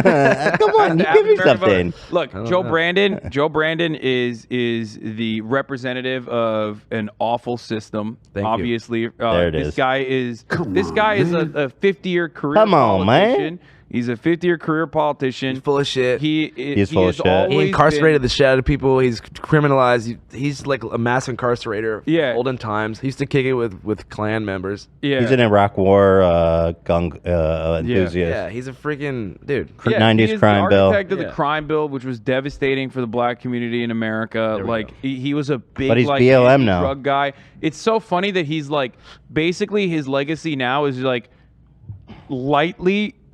lightly undermining what Joe Brandon did in the 90s and 80s. Like Yeah, kind of like making like a couple subtle steps in the right direction, fucking Yeah. 30 years later. It's a little too late for that. And even then he's not doing Would that you much. vote for Hunter Biden or Joe Biden? Hunter Biden 100%. Sure. Yeah. Because crack's gonna be legal. That's a big step for decriminalization. Yeah, I'm down for legalizing crack and prostitution. Unionizing prostitution, okay. Like we all assume that's methamphetamine- the first thing he's gonna do. Yeah, 100%. I mean, he's fucking awesome. He's so Hunter sick. has had a fun time these past few He needs years. to I'll stop tell you filming that. himself smoking crack, bro. Every time he Why smokes would- crack, he why would films. you I even wanna disagree. film that? I think that's awesome as well. He's doing a Bro, lot for that's visibility. rule one of smoking crack. Don't film it. Yeah, I think that he's doing a lot for visibility. I think I've never seen someone so visible while smoking crack in No, my he's entire proud. life. He is. And I appreciate. And that is also nice. crack. He's the first proud crack smoker. Crack cocaine, the proletarian cocaine. He's not doing that fucking Donald Trump Jr. shit. You know what I mean? Proletarian cocaine. That's true. No, you're right. He's rugged. Like, you he's guys on hearing the- this guy? He's right. on the ground. You're He's- right, he's man. smoking crack. You're right. He's having sex He's a with the working most, class guy. Yeah, right? he's having sex with the most got a point. 35-year-old looking women I've ever seen in my entire life. Okay. Because like they always, 4chan will always be like, "Oh, this is a psyop. He's a pedophile." I'm like, bro, have you seen the women that he slept with? Like they are so 35 years old. Like there's nothing wrong with that, by the way. Obviously, I think they were probably 20. They just smoked a lot of crack. I met a dude who could be. sold him crack in Venice. Oh, good. Yeah, and he wasn't lying. He showed me the text messages. I also met someone who sold meth to Mike Lindell in Minneapolis. Oh, that's powerful. love that. I was talking to him during the riots in 2020. Mike Lindell is My favorite crack. I think I would say Mike Lindell is the only person that's like worse off after going cold turkey. He got cut off. He should get back on meth. I heard that he got cut off by like all the different like crack dealers in Minneapolis, like talk to each other, like basically truce real quick. And was like, we got to stop selling crack to this guy. You know what I Why? mean? Because they thought he was a snitch or something. Because he was coming so frequently. They're like, there's no way this guy's buying this Also, much he crack. does look like a cop, kind of. Mike Lindell looks like a cop. Yeah. I doubt he looked like that when he was on crack though. But the voice, he's so white. No, but that's like, I'm Mike some Lindell. I need some crack right now. I need crack. Come on, I'm not a cop. I'm Mike Lindell. Would you also describe him as a proletariat working class hero? Because Fuck of his- no. But No. he smokes crack, dude. Well, not True. anymore. Back Well, I then. thought he was a meth. yeah. I thought he was into meth. Kind of go hand in hand. Yeah, But meth back- is a proletariat drug. No I way. think back Meth is a then. designer drug? Kind of. It depends where you're at. Here's crackhead Mike Lindell. by Oh, the you way. have a photo? Is this guy a See? cop? I don't Tom know. He- Selleck looking motherfucker, bro. Look at This that. guy's He's hot. living that life. Looks like a flasher. He literally looks better is as my a first crackhead than he rodeo. does now. He looks hella terrifying, dude. Imagine, yeah. Yeah, I'm not trying to sell He this. looks like a flasher with a trench coat. You know? Big difference is how you pay it What can we back. do to get I mean, Mike he's Lindell still- back on the on the? First on of the all, he train? still looks like that. No, I'm serious. He's like, just more plump. That mustache. No one should ever have that. he kept that thing in pretty good shape though. Yeah. But I want to say, how can we get Mike back on crack or meth? Like how? Like let's figure that out because that would be interesting. I'll just give it to him. Talk to the You think talk so? to the Minneapolis Maybe guys. just I will like- go on the record to say once again though that Mike Lindell is definitely probably one of the few people that was like better on crack that he's off than he's off crack. It would be sick if he smoked crack again. Yeah. I just think that would be maybe something that we could maybe get a change.org going. Yeah. Let's get Mike Lindell back on crack. Yeah. Um, His pillows are dog shit. Like I bought one as a meme. I think they're pretty comfortable. I bought No one. I shot. bought The one. firm one's got good neck support. I bought Oh, one. I no. hated it. Really? It was $20. I was like, okay, I'll try it. Yeah. He says this is the best fucking pillow in the world. It's an American pillow. I used it. I didn't even sleep with it. I couldn't do it. Yeah. Yeah. Andrew, you and I are both fascinated with the right wing. I think we definitely cover it a lot more than our counterparts in media. You embed with them. I sometimes will offer them a platform every now and then, like I did with Christian Walker. Who, like, out of all the fringe groups, what's your favorite? We're talking political fringe, or are we talking everyone? Also, what do you mean favorite? Well, let's do both. I mean, I've always been most fascinated by flat earthers because that's just a Right. complete departure from logic and, like they don't even believe in... Wrong. They don't even believe in pictures. They only believe Wrong. in images. Right. There's a lot of validity to their theories. I'll say. It is true. I do love that. The most fascinating part about that, of course, is that like you arrive at the anti-Semitism barrier. Yeah. Wait, like is- you have is the flat intro. Earth anti-Semitic. Are you kidding me, dude? Dude, every conspiracy. You're Jewish. How do you not know this? Because it always, Every conspiracy theory. Once you how's get flat to Earth go do that? Dude, think about it. People are lying to us Yeah. about the shape of the Earth. Who Yeah. lies? Who controls the Earth? yeah, Jews. You do. Jews. Yeah, You NASA. control it. I could NASA literally run say by Jews, anti-Semitic shit, and they which can't is drop ironic me. because like NASA run by Nazis before Jews. But Bro, hey, I'm so you know, tired that's- of being a Jew. I don't want it. And Kanye's like, I'm the real Jew. I'm the real Jew. I say, fucking take it, bro. I don't want it. Doesn't I work don't that need way. it. I Good didn't luck, ask buddy. For it. Yeah. Take Now the what? Jew and Yeah. be the Jew. You can't. And leave it me doesn't out work of that it. way. Okay. Well, he thinks it does. So just fucking take the Jew. He's going. Here. He's. By the way, I do not think that Kanye West is going to recover. No. Or I do not think that he is going to go down the route of like actually changing his mind about the Jewish stuff, because I saw another video where he pulled a Joe Rogan. You know how like Joe Rogan loves showing his like meme folder from his fucking phone when he's like talking about Oh, shit. What was in vaccines the and shit. folder? He had the fucking. Have you ever seen this? There's like an Excel spreadsheet of all the Jews in media. This motherfucker has a list? Yeah, he had that. So Was he I on the like- list? So he basically was saying, like in a I recent wanna be on interview, his he basically list. was saying, "I'm not going to say like Jewish media anymore. I'm going to say red media." And then Here he it pulls is. out his phone. No. And then he fucking shows it. Oh, you watched this? Wait, red media? Yo, this shit is crazy. Red because all the Jews are colored as red. All the Jewish names. Oh, like Watch poison, this. cosmic. Watch this shit. Parentheses. By the way, and I'm gonna watch it. Bro, but this is there's him leaving the Northwest basketball game, and he's got Jew on the mind. Okay, he Well, can't even get it out He's of his head. obsessed, dude. Yeah, rent free. Look at the top comment, by the way. I haven't seen Yi this happy in a long time. He looks relieved and free. Good. You just had to do a little bit of anti-Semitism, okay? Well, so the part Let the man do his there's anti-Semitism. reports coming out that like people he's been working with, that he's been obsessed with Hitler for a long time. Yeah. You guys read that? In terms of like power and strategy or fashion? No, like he's obsessed. He's like he's a great leader. Great he question. did amazing things for Germany. Yeah. Like he kept mentioning Hitler in like his design rooms and to his coworkers. And there's reports coming out now that the work environment was very uncomfortable because he was obsessed with Hitler. Which I had to hold on to like some of this information for a very long time out of respect for my friend who was working not with Kanye but other people in his circle for the longest time. But I knew for a fact that in 2018 when he went to do that Africa trip in Uganda specifically, when he fired all of his like security detail and had like a genuine manic episode, that was like the first instance when I heard that he was like balls to the fucking wall, black Israelite extremism, like talking about that sort of stuff.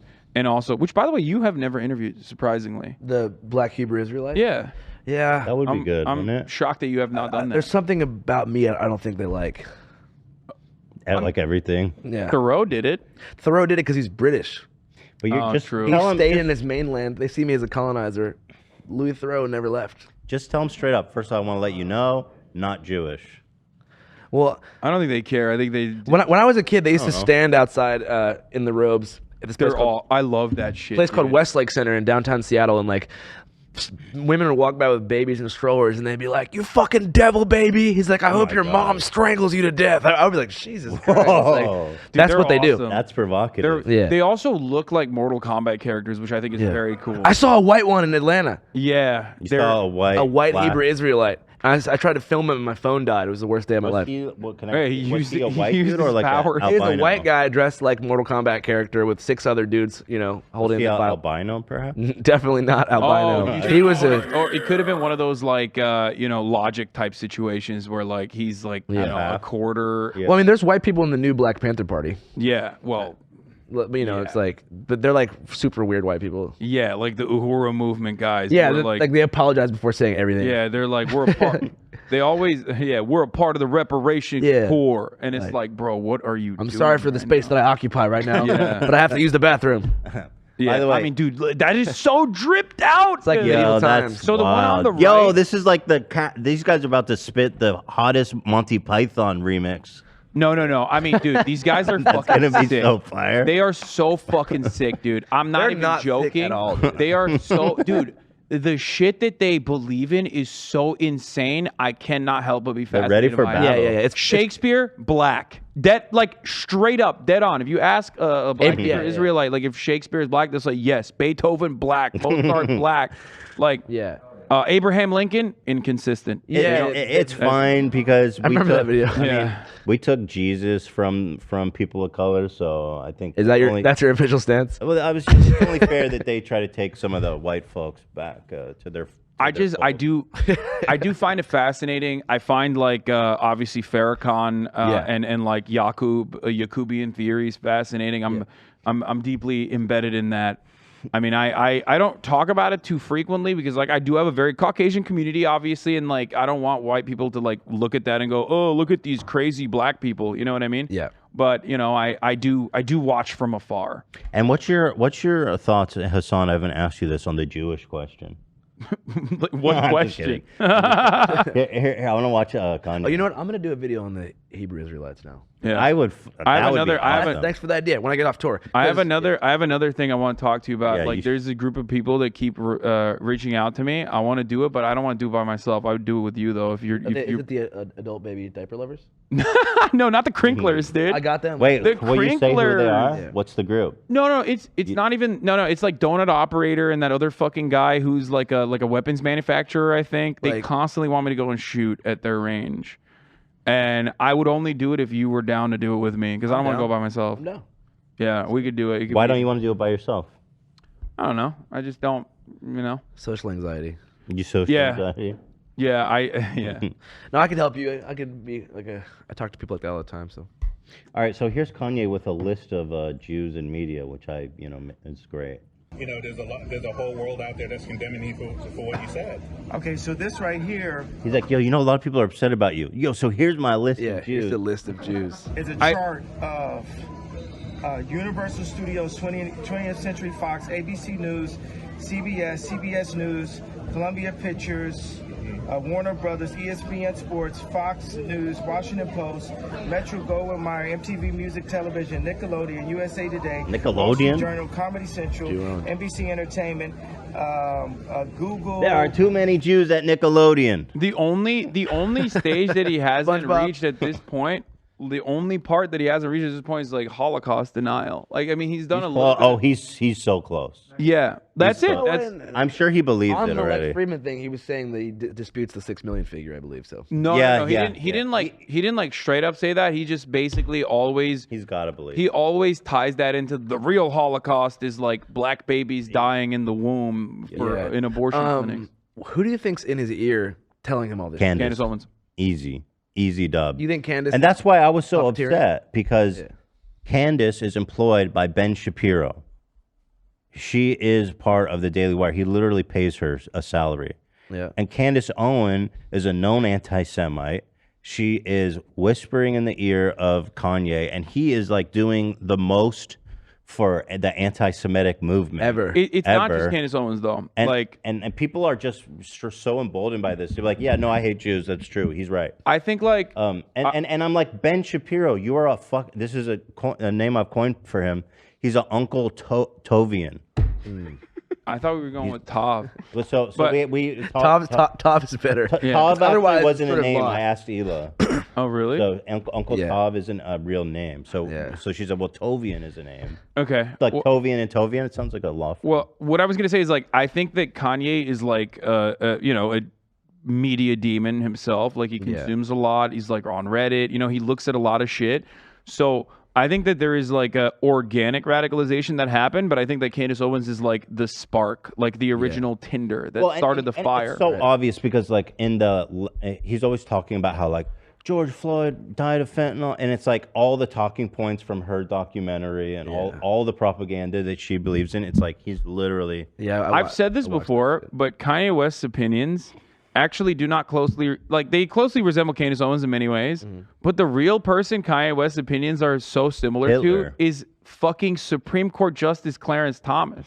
But people don't know Clarence Thomas's like ideology well enough to recognize that like he also has this like weird version of like anti-black supremacist thought where it's like on board with like jailing black men and like talking about black people as though, specifically black men, as though they're thugs, while simultaneously saying like, but also we should be free and I have a lot of, separate. I know a lot of people who think like that. It's really common. It's I mean, it really is. Not that common. It's the Uncle but- Tom trope, right? I mean, that's what it is. In a sense, but this is something crazier. No, this is definitely different. Uncle than that. Tom wasn't also a black supremacist in the book. Yeah, Like, that's Uncle Ruckus and like Boondocks and like that version, which by the way I'm not even entirely sure if we should be discussing it and using those terms or not, but like there is obviously something that Malcolm X has talked about as well, where like there are certain members of the black community that, and this is still a tiny fraction, that that subscribe to white supremacist ideology and genuinely think that even they themselves are weaker and inherently worse than white people. Jesse Lee Peterson, who I've debated, is a great example. Amazing. Love him. Yeah, so he's like a legitimate example of this, where like Jesse Lee Peterson straight up will say, "I am inferior to white people." Like he says. He said that.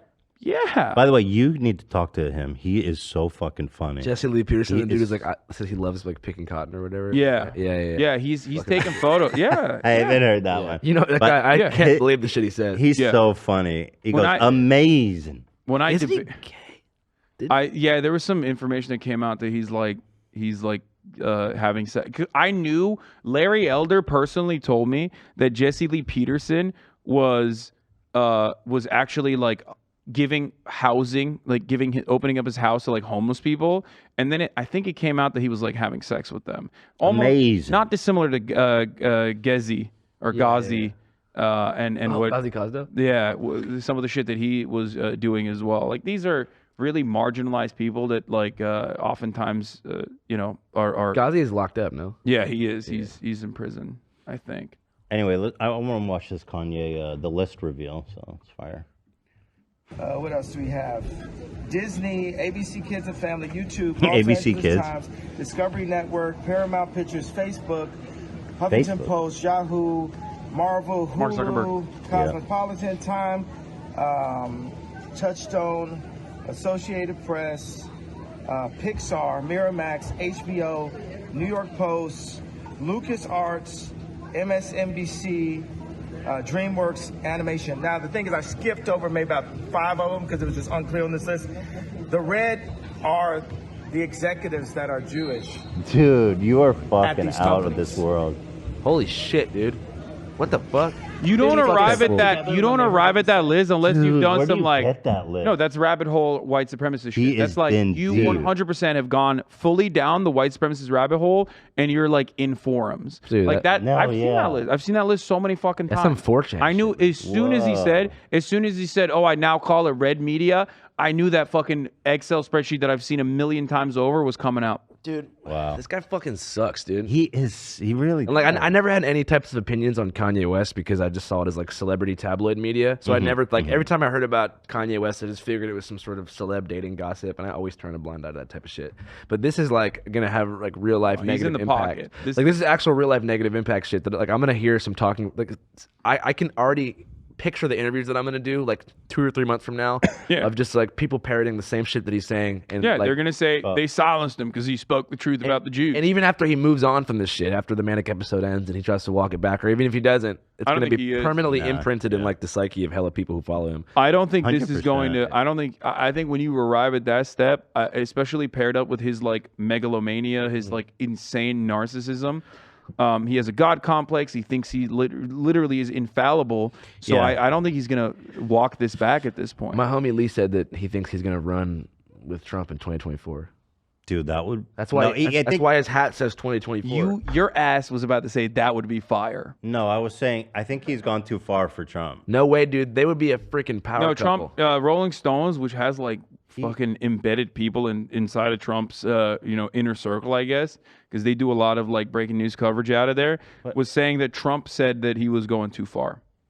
I mean, really? his son-in-law is a fucking like Orthodox Jew.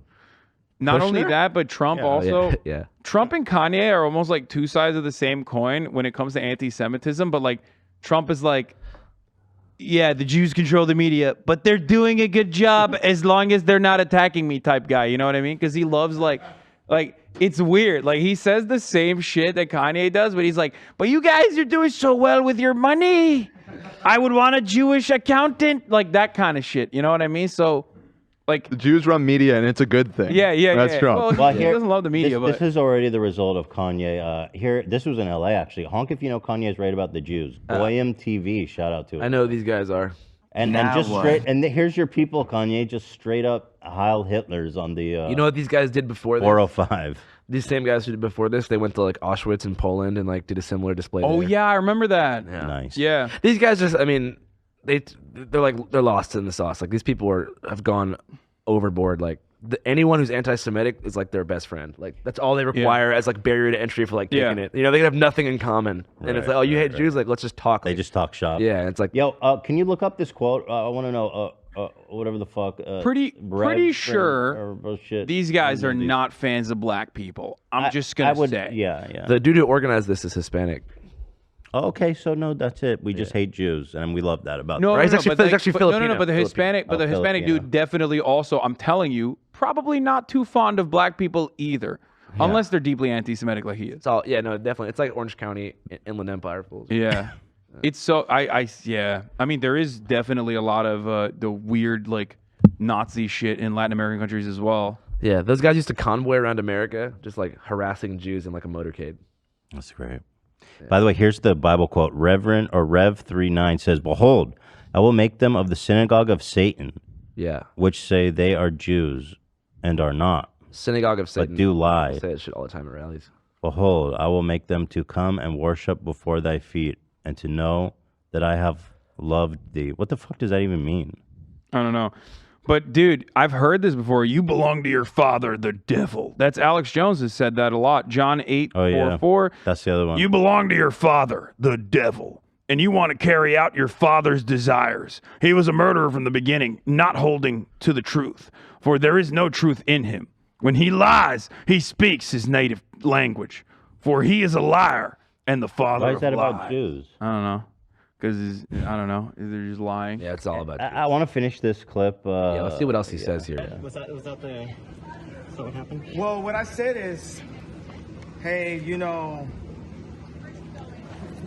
I've had experiences where it felt like I was being teamed up on, and I didn't realize that that term would be considered to be anti-Semitic. So I had a mediation with Adidas today, and I think Adidas felt like because everyone else was ganging up on me that they had the right to just take my designs. And I feel like right now, I feel like that was, in Christianity, we don't say karma, we say you reap what you sow. And I feel like this is Christians God don't say karma, humbling dude. me right now, Only because there's two Hindus. things that are happening. A lot of times when I would say, oh, I'm the richest black man, it would be a defense that I would use. That can't be true. For the mental health conversation. It's not. To say, oh, you guys say I'm That, crazy. it can't be even close to true. Who's the No, richest black man? Master P? No, I Some think his name business is guy. Robert O'Neill, if I'm not The mistaken. guy who killed Osama bin Laden? No, oh, that's Mick Booyah. You're right. No, that's not. No, his name. Fuck, what is it? He's like a hedge fund guy. He's the wealthiest black American. And then there's like 2 Nigerian oil guys. What? I'm asking for a clip. Oh, you're trying to find the. Oh yeah. And but that is not godlike to be showing off. So if it's not godlike, then God will take that because it's all the church's money, right? So what's happening right now is I'm being humbled. Another thing that's happening is Shut the fuck up, freak. Idiot. An asshole. Yeah, it's a bummer. It is a bummer.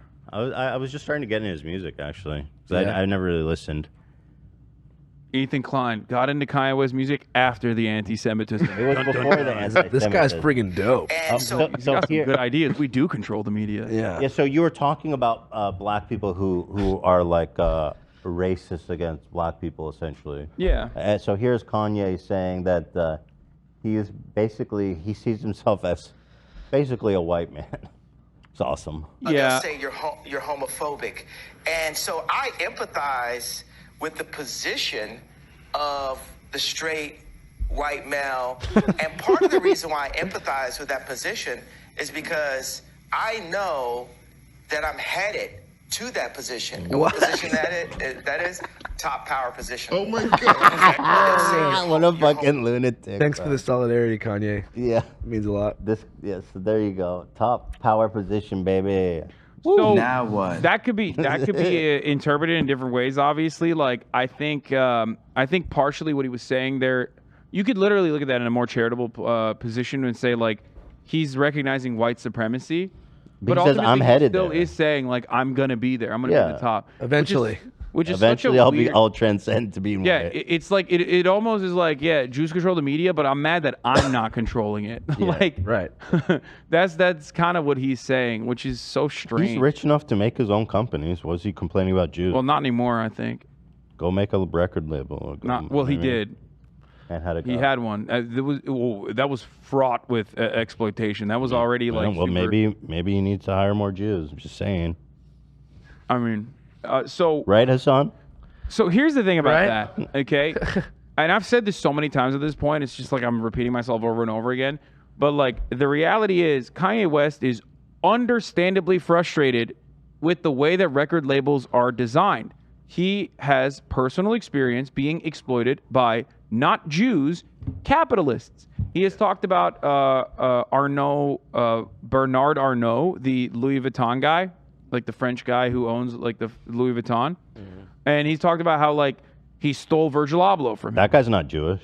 That guy's not even fucking Jewish. what's up? Even though Forward thought he was Jewish, which is kind of funny. He might have just because I read that article about Forward. They said he's Forward.com wrote an article about Arnault and said like a Jewish family is like paying big bucks he's so not Jewish. to yeah. pay for the church that burned down in France or whatever. Okay. But anyway, Notre Dame? was it? No, I don't. My mom called me crying when that was happening. I was like, what's going on? She's like, the Notre Dame's on fire. I'm like, No fucking way. I'm like, Mom, chill. She's like, it's such a beautiful building. It is a beautiful with the building. gargoyles and the hunchback. I'm like, the hunchback's not real. Did she That's donate? No. No There you way. go. But yeah, like the main guy, the main villain in his life is not even Jewish, but he's like still fucking talking about Yeah, Jewish he's people. so fucking close to understanding like how these record labels like, exploit, especially young people from like, low income shit, like and like pimp them out for everything they're worth and spit them out when they find the next talent. But instead, he's like being like convinced by white supremacists and people who project white supremacist talking points that like it's all a Jewish plot to like contain and destroy black artists. It's the age old adage, which is like anti-Semitism is socialism for stupid people. Like they can't comprehend that the capitalist system is designed in this way. They recognize the contradictions. They see it. They see the class distinction. But because they're so fucking hardwired into thinking that capitalism is good, especially it wasn't Robert O'Neill, it was Robert F. Smith. Sorry, I got the first name right. This is the richest American black man, by the way. Yeah, he's a venture hedge fund guy. capitalist, Robert Smith. So eat this shit, Kanye. Anyway, regardless, you my wish point, you could be that cool ass motherfucker. Yeah, he's rich. but he's not cool. He's rich. Where does He's he not- live? Can you go to his place? You want to know his address? No. Vista Equity Partners is his private equity firm. Where did he grow up? His mother carried him at the March on Washington for Martin Luther King's "I Have a Dream" speech. That's vibes. If that's not the dopest story for the That's vibes. richest living black guy. Where were you, Kanye, during that speech? Mm-hmm. Look, the Tax point I was- evasion. Oh fuck. Philanthropy. Let's not Tax read that one. evasion. Let's give that. Let's be honest. Yeah, I mean, but like that's good. Show that too, because obviously, fucking, no matter who it is, no matter who's a fucking billionaire, yeah, they're gonna be caught in some fucking tax evasion shit. Yeah. Yeah, he was a big I think he was a big advocate for the what is it called? There's a loophole. It's the carried interest loophole, but like utilized specifically by hedge funds that he loved personally, because that's how his hedge fund was making money. But yeah. Ultimately, Kanye West loves capitalism. He is 100% a completely brainwashed by the black excellence narrative that revolves around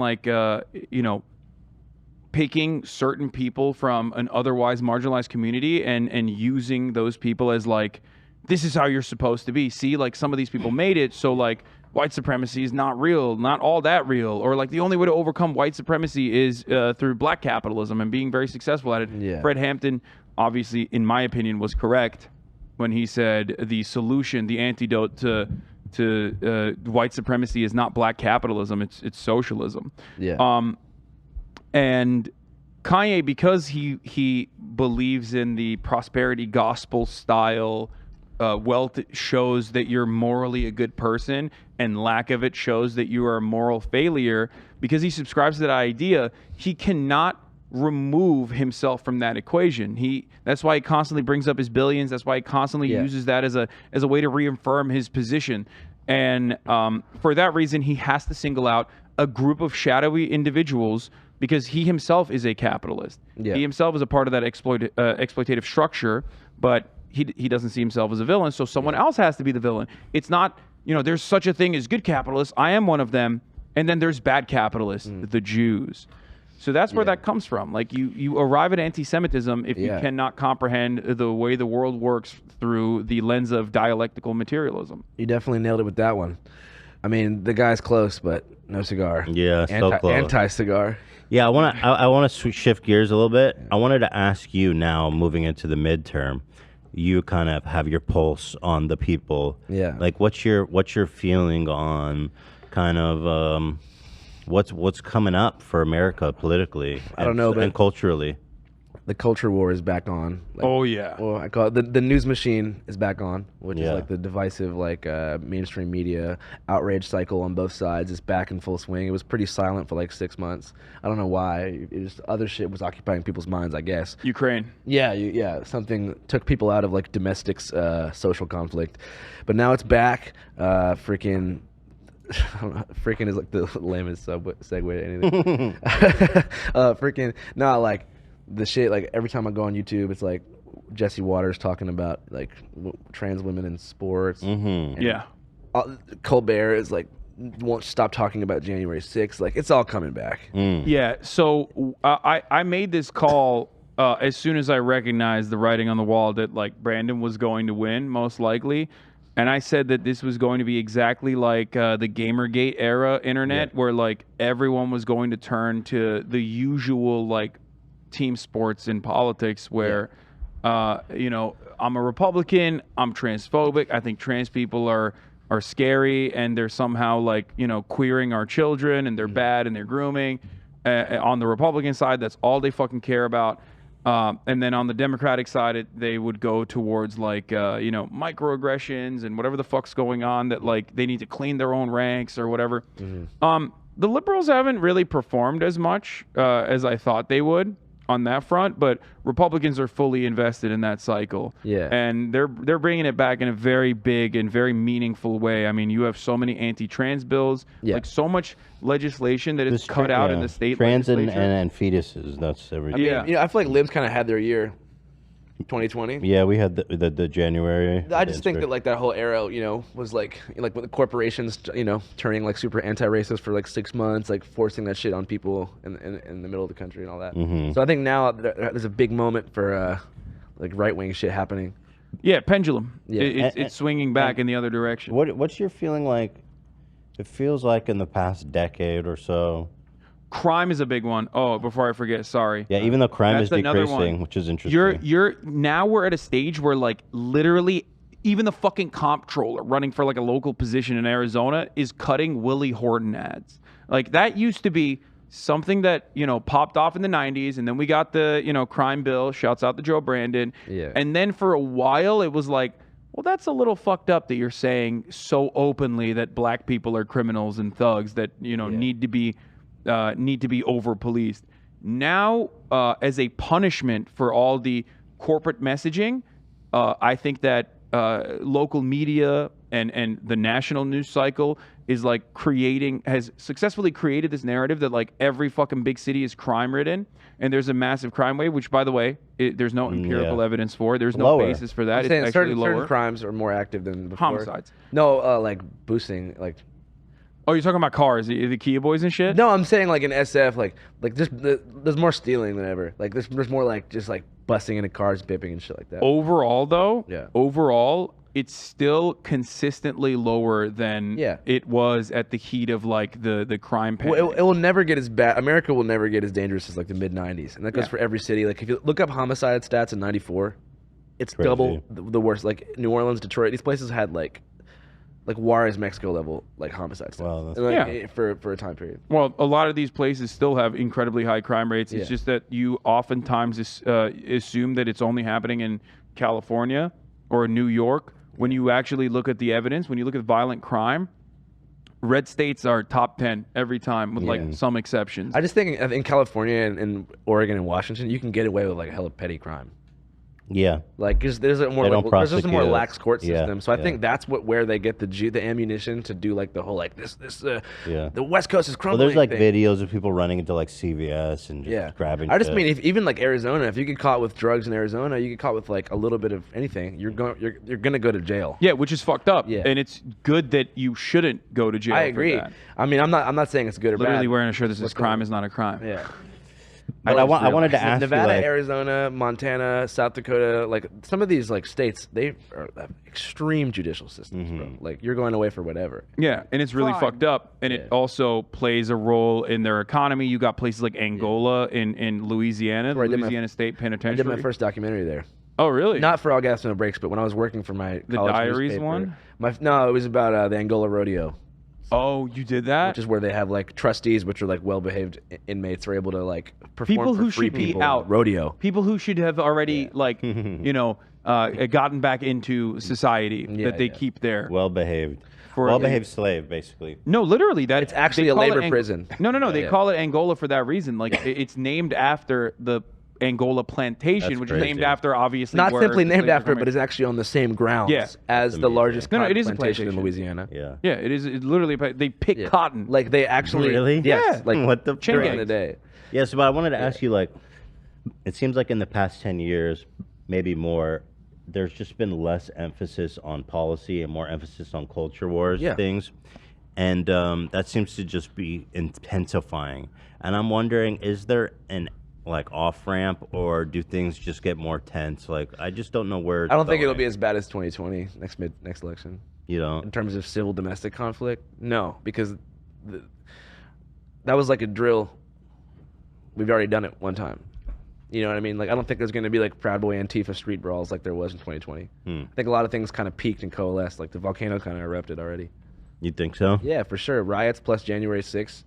Like, I feel like both the right and the left had their sort of like supernova moment. I don't even think it was January 6th. I think it was Charlottesville that like kind of put so prominently white supremacy on the main stage, and a lot of people even on the Republican side, were like, yeah, that's too far. Yeah. I guess difference being is a lot of people who were at the Capitol thought they were there for Trump and like doing the right thing because they were consuming so much misinformation. Whereas anybody who went to Charlottesville is like an actual white supremacist who ascribes to But I've never seen mobilization like that. I think that was a historic mobilization in comparison to like, obviously nothing in comparison to like Madison Square Garden. Yeah. The famous, have you seen that? No, the American Nazi movement in Madison Square Garden in like 1935, I believe. I don't know. There was well, look it up. During the war. Yeah. There was a big Nazi movement in America. There was a big that's why you have Nazi compounds here in California too. Still. But Idaho too. Anyway, they were really into that shit. That's a good photo that Cam just posted in the Discord. Check that. Damn, that's a lot of motherfuckers. I think it was like 30,000 or maybe even more than that. They're all. That was during. Those are all Nazis, like straight up. This is during World War II, so you got to be really out of your fucking mind. Damn. I mean, you do now too, but you know what I'd like to do to that building, right, Dan? No, Dan's not Just here. give them a stern talking to. Well, there was a Jewish guy that Tell them actually they're protested, wrong. and the cops beat the shit out of him. Yeah. Anyway. Yeah, but that's interesting to think that you think. Back to Charlottesville, you're saying you were shocked by the mobilization and I was shocked. Unite the Right? I was shocked by the mobilization to Unite the Right, and I know for a fact because of Unicorn Riot and other groups that like infiltrated these. Shout out to them. Servers, yeah. Shouts out to Unicorn Riot. They do great work. We know for a fact that they were literally like, oh shit, these people are doxing us. These people are actually showing our faces, and we're getting a lot of pushback in our real lives. We got to go back into the shadows. Yeah. And I think that cut their mobilization genuinely, which is why Unite the Right 2 was nothing. You know what I mean? And that really pushed back the mobilization of like open out and about white supremacists in America. Yeah. And then January 6th was like, I don't even think January 6th was as big as a you can't do this, you went too far for a lot of Republicans. They still ride for it. Yeah, I just don't think they would ever do that again. It took it too far. Look how many of them got locked up. Didn't work. Nobody wants to go to jail, Didn't accomplish anything. And also, like, the response is just going to be different, if there were to be protests again, they would just do what they did in Portland, bring out, federal troops to just dump expired CS gas on everyone. The tactics are now understood.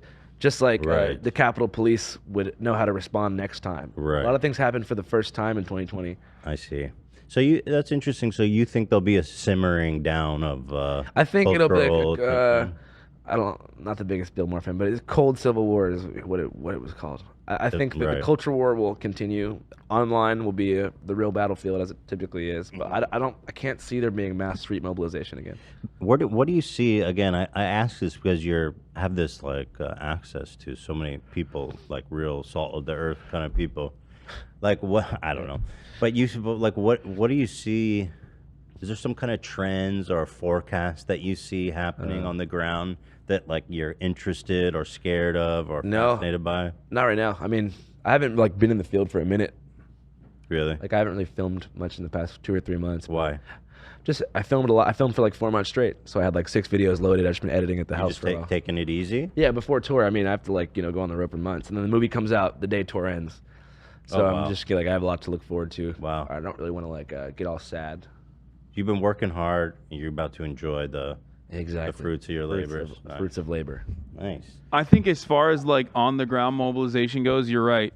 When you are genuinely facing consequences, or when you see others like you with like-minded individuals genuinely facing, consequences for the federal government, you're going to think twice before mobilizing on the streets. True. The other component is that they're not ideologically motivated. They are just angry. You know what I mean?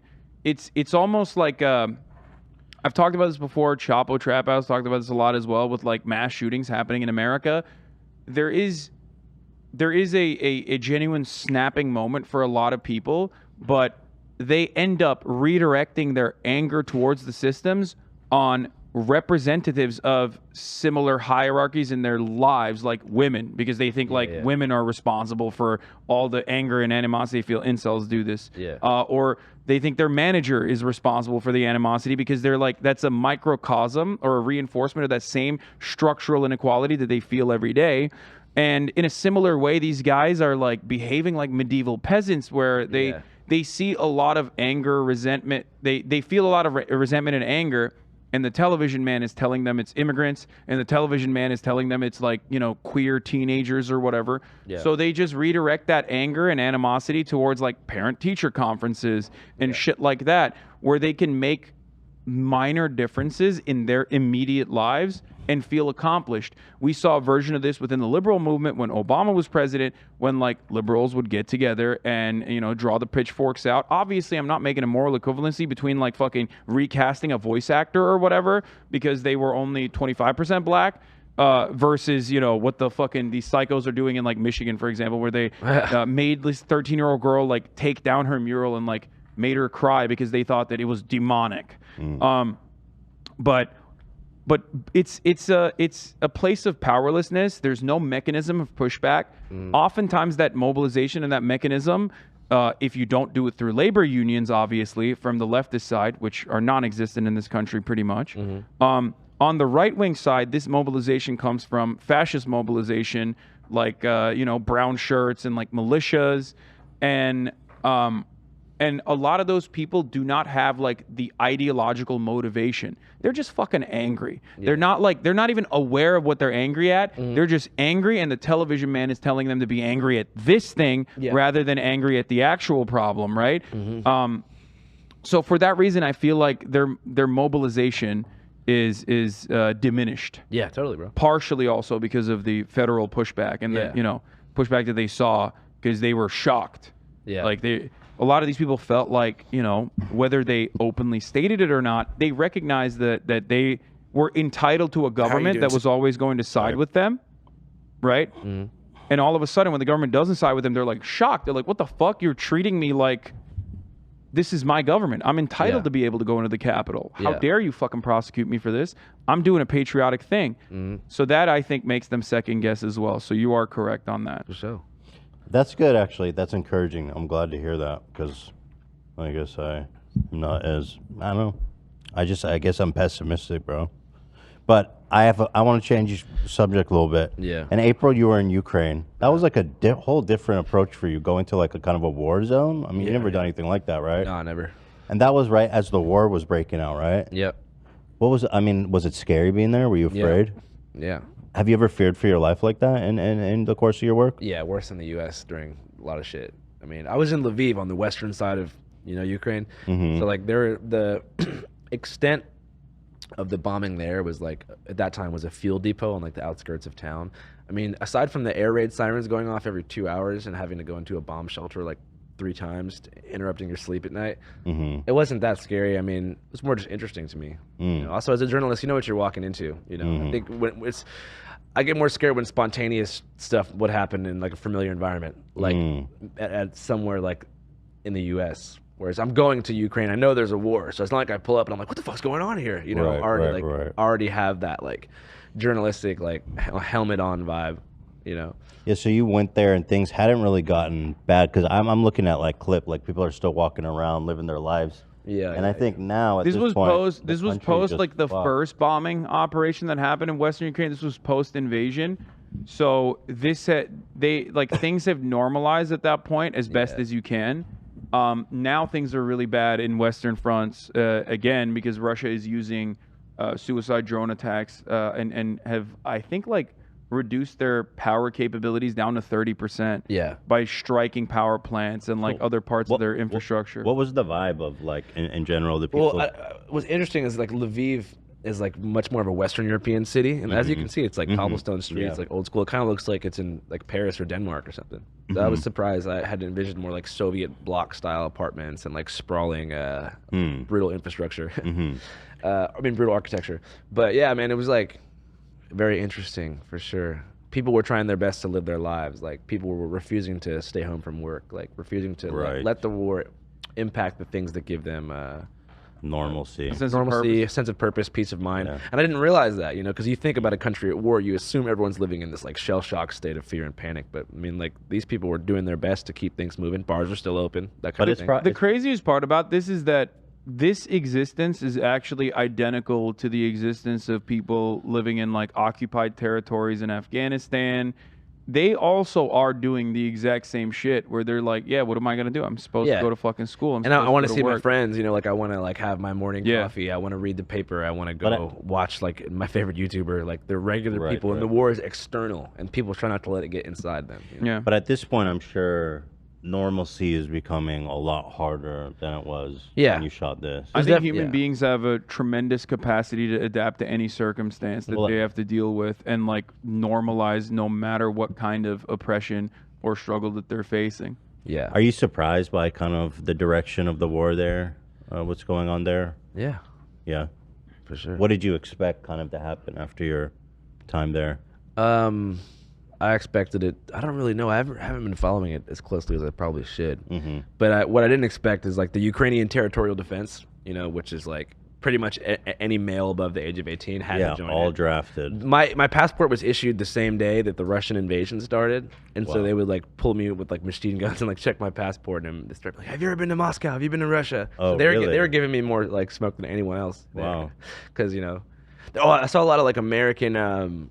Like jarhead contractors. That's so wild. No, not even that. Just they're just there for love of the game. To volunteer. Like war I saw tourists. War tourists, but like Proud Boy looking like fucking chuds. Like, but is that like who are the people that go there and fight just for love of the game? There's a lot of war tourists. Yeah. What do they believe in? I mean, I love democracy, but you're saying they look like Proud Boys. Like, what are they there for? It just seems a lot of them, I think, are just addicted to like the adrenaline of combat or something. They just okay. So a lot Dude, of if you're a veteran and you can't have a life of normalcy in America and all you know is fucking combat because in your most formative years you've been shot at when you were in the Karengal Valley, you're gonna be like, all right, I want to keep this going. This is an opportunity for me to keep it going. Like with my boys. So they go over there and just volunteer. The Ukraine army just accepts them in. And also America has no problem with citizens going there and fighting too. The whole thing is kind of interesting. Why would they? They send... I don't know. That way they can send experienced operators out there to an ally, to an aligned nation that we're giving a lot of weapons to. And, I mean, they're already sending contractors out there. It's not like the fucking CIA is not out there operating. You know what I mean? They're absolutely there. Someone has to train these guys to use the weapon systems that they're sending over. Yeah. So these are just war addicts, you think, who just love fucking killing people. I think it's a combination of that, yeah. I think there's definitely contractors and, you know, war tourists. There's a lot of that. That happens when you're a nation in war constantly. And I mean America. Yeah. I mean, I'm a journalist. You know, I like to be in tense, you know, situations. So I can understand, in a sense, like sort of chasing the energy of it. But I do think it's pretty weird. That's frontline shit, though. Yeah. You know what I mean? But I'm saying, I just imagine that the war tourist being like an amplified version, but more self-serving and amplified than like a typical war journalist. But I don't chase tragedies around, but I'm just saying, I just assume that they love that feeling of like being really in the mix of a conflict. And I think they probably love talking to people at home about it and like having that like heroism and going home. I'm sure they feel like heroes. Yeah. I mean, a lot of people in the military too, you know, like maybe not in LA, but in most small towns in America, if you walk into a Waffle House in uniform, like people stand up and clap for you. They do? You get a standing O? Yeah. At the Waffle House? Bro, the dick riding is crazy. If you went to a bar, if you went to a country bar in Bakersfield right now with your fatigues on, like every girl's talking to you, you're not buying a drink. Really? Yeah. I don't know if that would work with it. The dick riding is crazy. People don't like when I say this, but I'm like, first of all, I'm not like a military simp. I don't get the whole thank you for your service thing. This isn't like World War II. You weren't drafted. You signed up to do a fucking job. You're being paid. You're there. And the job, you know what it was. I mean, nobody thanked me and my ass, or nobody thanked the fucking cashier at McDonald's for their service. The output is not good. I mean, they're in the trenches just as much. The output is not good. Your job is to literally door bust and like fucking terrify 14-year-old brown children. Okay, I'm not gonna sit here and act like fucking. Thank you. That's what I'm saying. Thank you for my freedom. You're not killing Nazis. You weren't forced into a war with Nazis. It's like you're bombing villages from a drone. And like, I mean, God bless you for that. I fuck heavy with veterans. Like I have a lot of veterans in my community. I talk to veterans all the time. Like there's incredible fucking organizations that I work with from time to time, like About Face and like veterans for peace. Like there are a lot of veteran organizations that genuinely are conflicted about their service and recognize that it was traumatic and awful and what they did. And to them, I have a tremendous amount of respect. But if you're like one of those jarhead dudes eating crayons and then you fucking, destroy the lives and homes of like random fucking... I miss the burn pit. Get me some sniffs of burn pit down there in Ukraine. Just like I feel in a way I feel bad because like they have been duped into the poverty draft for sure, and like they've been duped into the poverty draft. But like if you're gonna be a fucking dickhead about it and you're gonna be like, oh dude, what the fuck, like you don't understand me giving literal fucking Ziploc bags of cash to a pedophile warlord defended your free speech in America. If you're gonna come at you me can and sleep at night because it's of like me. no, that guy has no idea where the fuck America is on a map. Shut the fuck up. Yeah, I mean, there's two minds of it. Like, obviously, they exploit poverty and force people into war, and they come back traumatized and suicidal and PTSD. Yeah. And these motherfuckers need help, and they don't get help. But at the same time, I'm not going to suck your dick, bro, for doing a job. I'm just saying. Yeah, and I'm not going to do it. It's not even a good job. I feel like your an job is idiot bad. when I say thank you for your service. Like, when you're in a circle and everyone's like, thank you for your service. Thank you for your service. And then they look to you like, come on, bro. I'm like, the Larry I don't know. David situation. I said it. Chet Hanks. Yeah. That was Chet Hanks, by the way. Did you know that? Oh, shit. That character, the veteran in that fucking episode is Chet Hanks. How crazy is that? He is friend of the show. Yeah, friend of the show. Yeah. Yeah. You talk to Chet? I talk to Chet every now and Yeah, then. go ahead. You want to say something? I was at like an event in New Orleans East. It was like a Vietnam veterans event. I didn't realize it was. POWMIA, brother. By the way, those Never guys are forget. more for. I mean, wasn't a valiant service they did, but they were drafted. Yeah. They were forced into. they were it, so definitely that's forced into respect, doing bro, some you know what I mean? There was some shit. drunk ass Vietnam veteran, and I walked up to him. I was like, "Thank you for your service," because it was just me and him, and like waiting for the bathroom or something. He like got real close to my face, and he was like, "I'm tired of fucking hearing that." and I was like, "Okay." I was like, "All You're right, like, well, man." I didn't mean it I was anyway. like, "What do you want me to say to you?" And he's like, "Say that thank you for keeping me free." Oh, And so now, wow, Ho it's Chi Minh not was- enough. Ho Chi Minh was coming. Ho Chi Minh was coming for us, bro. Thank God we went Wait. to Vietnam. So he was like, "You're not sucking my dick hard enough." so with now that. I say it to every veteran. Thank you for keeping That's us free. crazy. For me, free. Thank you for keeping me Me free. individually. I would literally, I would no shot. Do you say that for real? Absolutely. Because you know it just hits them right in that spot. This Yeah, can it makes open them up feel to you. good. and No it's also, fucking shot. Thank you for keeping me free. I can't You better even- say that. You better fucking say that to the There next is bet you absolutely meet. 0% chance. Gun to my head, I'm not saying that. What's like? Come I wonder on. what can if we could engineer the most over the top gratitude to a suck their veteran. cock. Get on. The only time I get on my knees is to suck off a hero veteran, brother. Thank you for making my life possible, brother. Yeah. Or how about we would all be speaking German right now. Vietnamese. Yeah, I would we'd be speaking We'd Vietnamese. be speaking Chinese if it weren't for you. Thank you, sir. Thank you Them for protecting individually. my children. Yeah. Or what's like And, thank like, you for because he's saving alive, my he was like- life. I don't know. Yeah, he's like, yeah, he went to Saigon and like, had sex with like a sex trafficked woman for a little bit, and then like came back and he's like, yeah, man, I really did a fucking insane job. Like, thank you. Yeah. Thank you for keeping me free. It's Like, pretty there's still epic. children. Like, Vietnam is such an interesting country because like they claim to be communist. There's some inconsistencies there, obviously, but there's some good social programs overall. But they fucking love America. They're actually a bigger America simp than Israel. Yeah, they love Michael Jordan and shit. They love Israelis America, only bro. like, by the way, Israelis are not America's Sims. They only love presidents that love Israel. Which is funny because they say fucking Obama hate Obama. They say Obama Hate. hates Israel, which is so funny. It's like Obama gave $38 billion to Dude, Israel, when bro. I was living in Israel during the Obama era, and these motherfuckers They love Trump. hate Obama. They love Trump. Dude, people straight dropping N-words like crazy. They don't understand the context like the old school Israelis, but they drop N-bombs with the hard ER like nothing on the Obama name. Not very That's wild surprising. over there. Israel, very similar to America in a lot of ways. I'm not even gonna say, but some people. Yeah, I'm not even gonna go there. But yeah, Okay. no, they fucking hate him, and You're about to get they double love cancel- Trump. You're about so- to get double canceled, bro. Watch out. What I do? The N-word. No, I didn't do. I didn't do say it. Don't say anything. Don't say anything about Israel. But oh yeah, you know when during my anti-Semite, during my dude. cancellation, J Post did or Jerusalem Post, which is the #1 English paper in Israel, did a write up about me. Yeah. In They were regard to not too French fond of Europe. your Yeah. takes. Oh damn, you've had a rough couple days. Yeah, the good thing about it is like my fans, some disappointed, understandably, because I got banned again. But everybody of my fans like isn't mad about what I said, the content, because they know, So that makes it easier on me. Is this gonna be the first thing that comes out? No, they've made shows. You guys. So this is coming out on Thursday. Of next We're pre-recording a lot of stuff because we've been gone for a week. So we're posting our Halloween special today, Saturday. Yeah. And then we have a show. Oh, we already filmed the show for Monday. That After Dark. Yeah, the one that we Halloween filmed special. yesterday will come out on Monday. There'll be a few. It's confusing, But yeah, we'll but be yeah. out on Thursday. Cool. Yeah. Do you need to go, Hassan? It's been 2 hours. Yes. Definitely. Yeah. I have a stream that I had set up. Anything else? Anything else I want to talk about? I mean, there is one subject we didn't really cover too much about. Got like 5 minutes. Well, You gotta go? Yeah, he has to go too. Oh, so you it's up not to even- something interesting? My mom, she wants to hang out. Oh, that is What is- interesting. What's more important What the than fuck that? was that?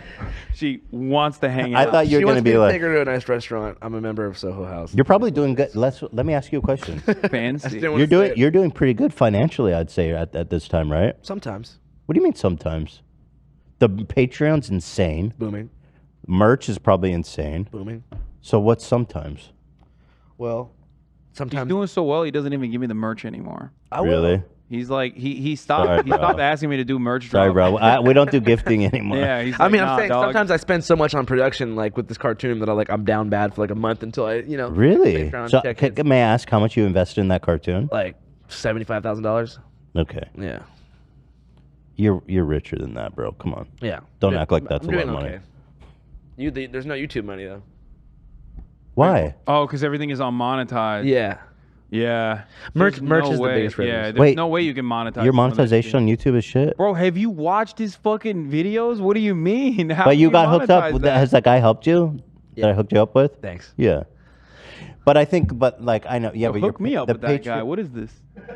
Yeah, you're on Twitch. What do you care? Wait, I've I'm not gonna bust my nut. I only You're not gonna bust your nut? I can only pull this lever so many times. Okay, I have a robust YouTube platform for the record. 1.7 million subs. 1.7 million subs. 1.07 million subs. Bro, I'm not gonna bust my nut for 1.7 million. Chat.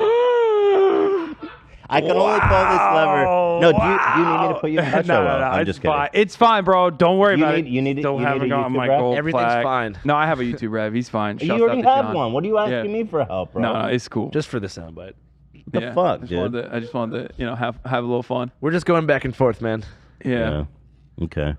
But so yeah, congratulations on all your success. We've been huge fans here forever. Yeah, thank you guys. You guys have so helped. nice to see you doing well out there. And If you don't come on my show before we go on tour, I'm gonna be like Andrew changed up. I'll come on. That's it. Go on tour in 4 he's days. so close to calling you big time, bro. Yeah, he's big timing us. I'm dude. just saying, you be careful. You had to Tread reschedule carefully. like 8 times. So I'm like losing hair on my way over here. I'm like, what the This fuck was going hard. on? This was very hard to nail down, but I think it was probably because you were sick. Yeah, But we did it. we did it. It was fun too. It's good to see you. Yeah, thanks. Good to see you guys too, man. I love your content, bro. You're probably my favorite content creator Love you guys. on YouTube. right here, bro. What I'm the just fuck? saying, like, Come on, I mean, 1.07. you do what I do. I'm not impressed by what you do. Wow. I do what you do. I We see it. Why just don't you sit and just talk. ask him to be on leftovers? This as your motherfucker's co-host? like in the mix. Yeah. Wow. This how often do you get COVID? Like every other day? A lot. Yeah. Yeah, Like, I've damn. had all 3 downloads. Yeah. Oh shit. You're probably Omicron. creating new variants. Delta and regular. Yeah. You're like Jair Bolsonaro, bro. Yeah. So COVID champion. I don't get it anymore now because I'm so strong. Yeah, Yeah. your body, your immune system. Yeah, the is guy, so fucked. the guy in fucking Sacramento was right. The guy who coughed in my Yeah. face 2 years ago. You have the lungs of an 80-year-old. Yeah, no, it's all good. If a new pandemic comes out, though, I'll let you guys know because I'll be the first to get it. Thank Yeah. you, bro. Yeah, give us a heads up. That'd be useful. But anyway, channel5.news. Catch Andrew on tour. Yeah. He's coming all over the country to town near. Is that not right? Sometimes No, it sounded literally. good, it sounded good. Sometimes. Are you not literally. in all over the country? No, you said he's coming all over the country. Oh yeah. Yeah. Will there be come? Will there be come? No. No come. That's a bummer. Audience members might come. I'm gonna come. Channel5.news. Andrew is jizzing all over the fucking place. Yeah. And thank you for being here, Andrew. We love you. Thank you for having me, man. Appreciate it. And, thank you, Hassan. Oh, yeah. The double interview. Yeah. Thank you guys. Fuck yeah. Fun times. Fun times. You're the last guy we did was Liver King. So Yeah. I know, yeah. You guys like him? He's a marketing guy. I liked him. Yeah. I mean, I wouldn't hang out with him. Dude stinks. I would Fucking 100% stinks. hang out with him. I would. I like I don't want him as a hangout guy more than. What are you gonna do with Liver King? Like, what do you do? What do you Work mean? out. Shoot guns, work out, fucking. Well, you know he's not feeding you any fucking real food. Drive tanks. No, You bring I would your own not eat food, with him. bro. I would not eat with him. Yeah. Like, well, he's You're on he a has fucking ranch, burger. bro. Where you if he getting has a food? burger, like I'll eat Burger some, like, patty? fucking- Yeah. some fat bison burgers. You know what I Okay. mean? I'm on board. I'm not with hanging that. out with. No, I'm not no. hanging out with Liver King. Not that he's asking, but just let people know. He All right. DM'd me recently. Thank you guys. Thank you. yeah. God bless. Oh, he did. Yeah. Wait, hold on. What did he say? He said that he started a new Twitter, and I think the tweet was like that you're subprimal and I'm primal, but He I said that about me? Yeah, Dude, he loves your ass. he does. He's Yeah, like, he doesn't like me. I'm fucking primal, baby. That's why. Let's go. He didn't like my soy ass fat fucking body. Yeah, look, I look. discussed him. Or the What's questions up, about my fucking his soon-to-be wife. barbarian brother? I started on Twitter last night, aiming for 100K followers before I leave Dubai. Can I please get a shout out? What a loser! I would And have. then the tweet that he sent me was, "Gun to head, Hassan the Hun is primal. H3H3 Productions is sub-primal." He got shit on me. Yeah. What a bitch! Woo! Fuck Get him. toasted. Yo, but did you promote his Twitter? No. Good. Thank you. I didn't see it until Where's later. you know? It's too late now. Yeah, I'm not promoting. Primal. Whatever. All right, fellas. Yeah. Been real. All right. Yeah. We gotta Andrew's take decking. photos. All right. Bye, dude. Oh yeah. Man's getting Thank up. you guys. See ya.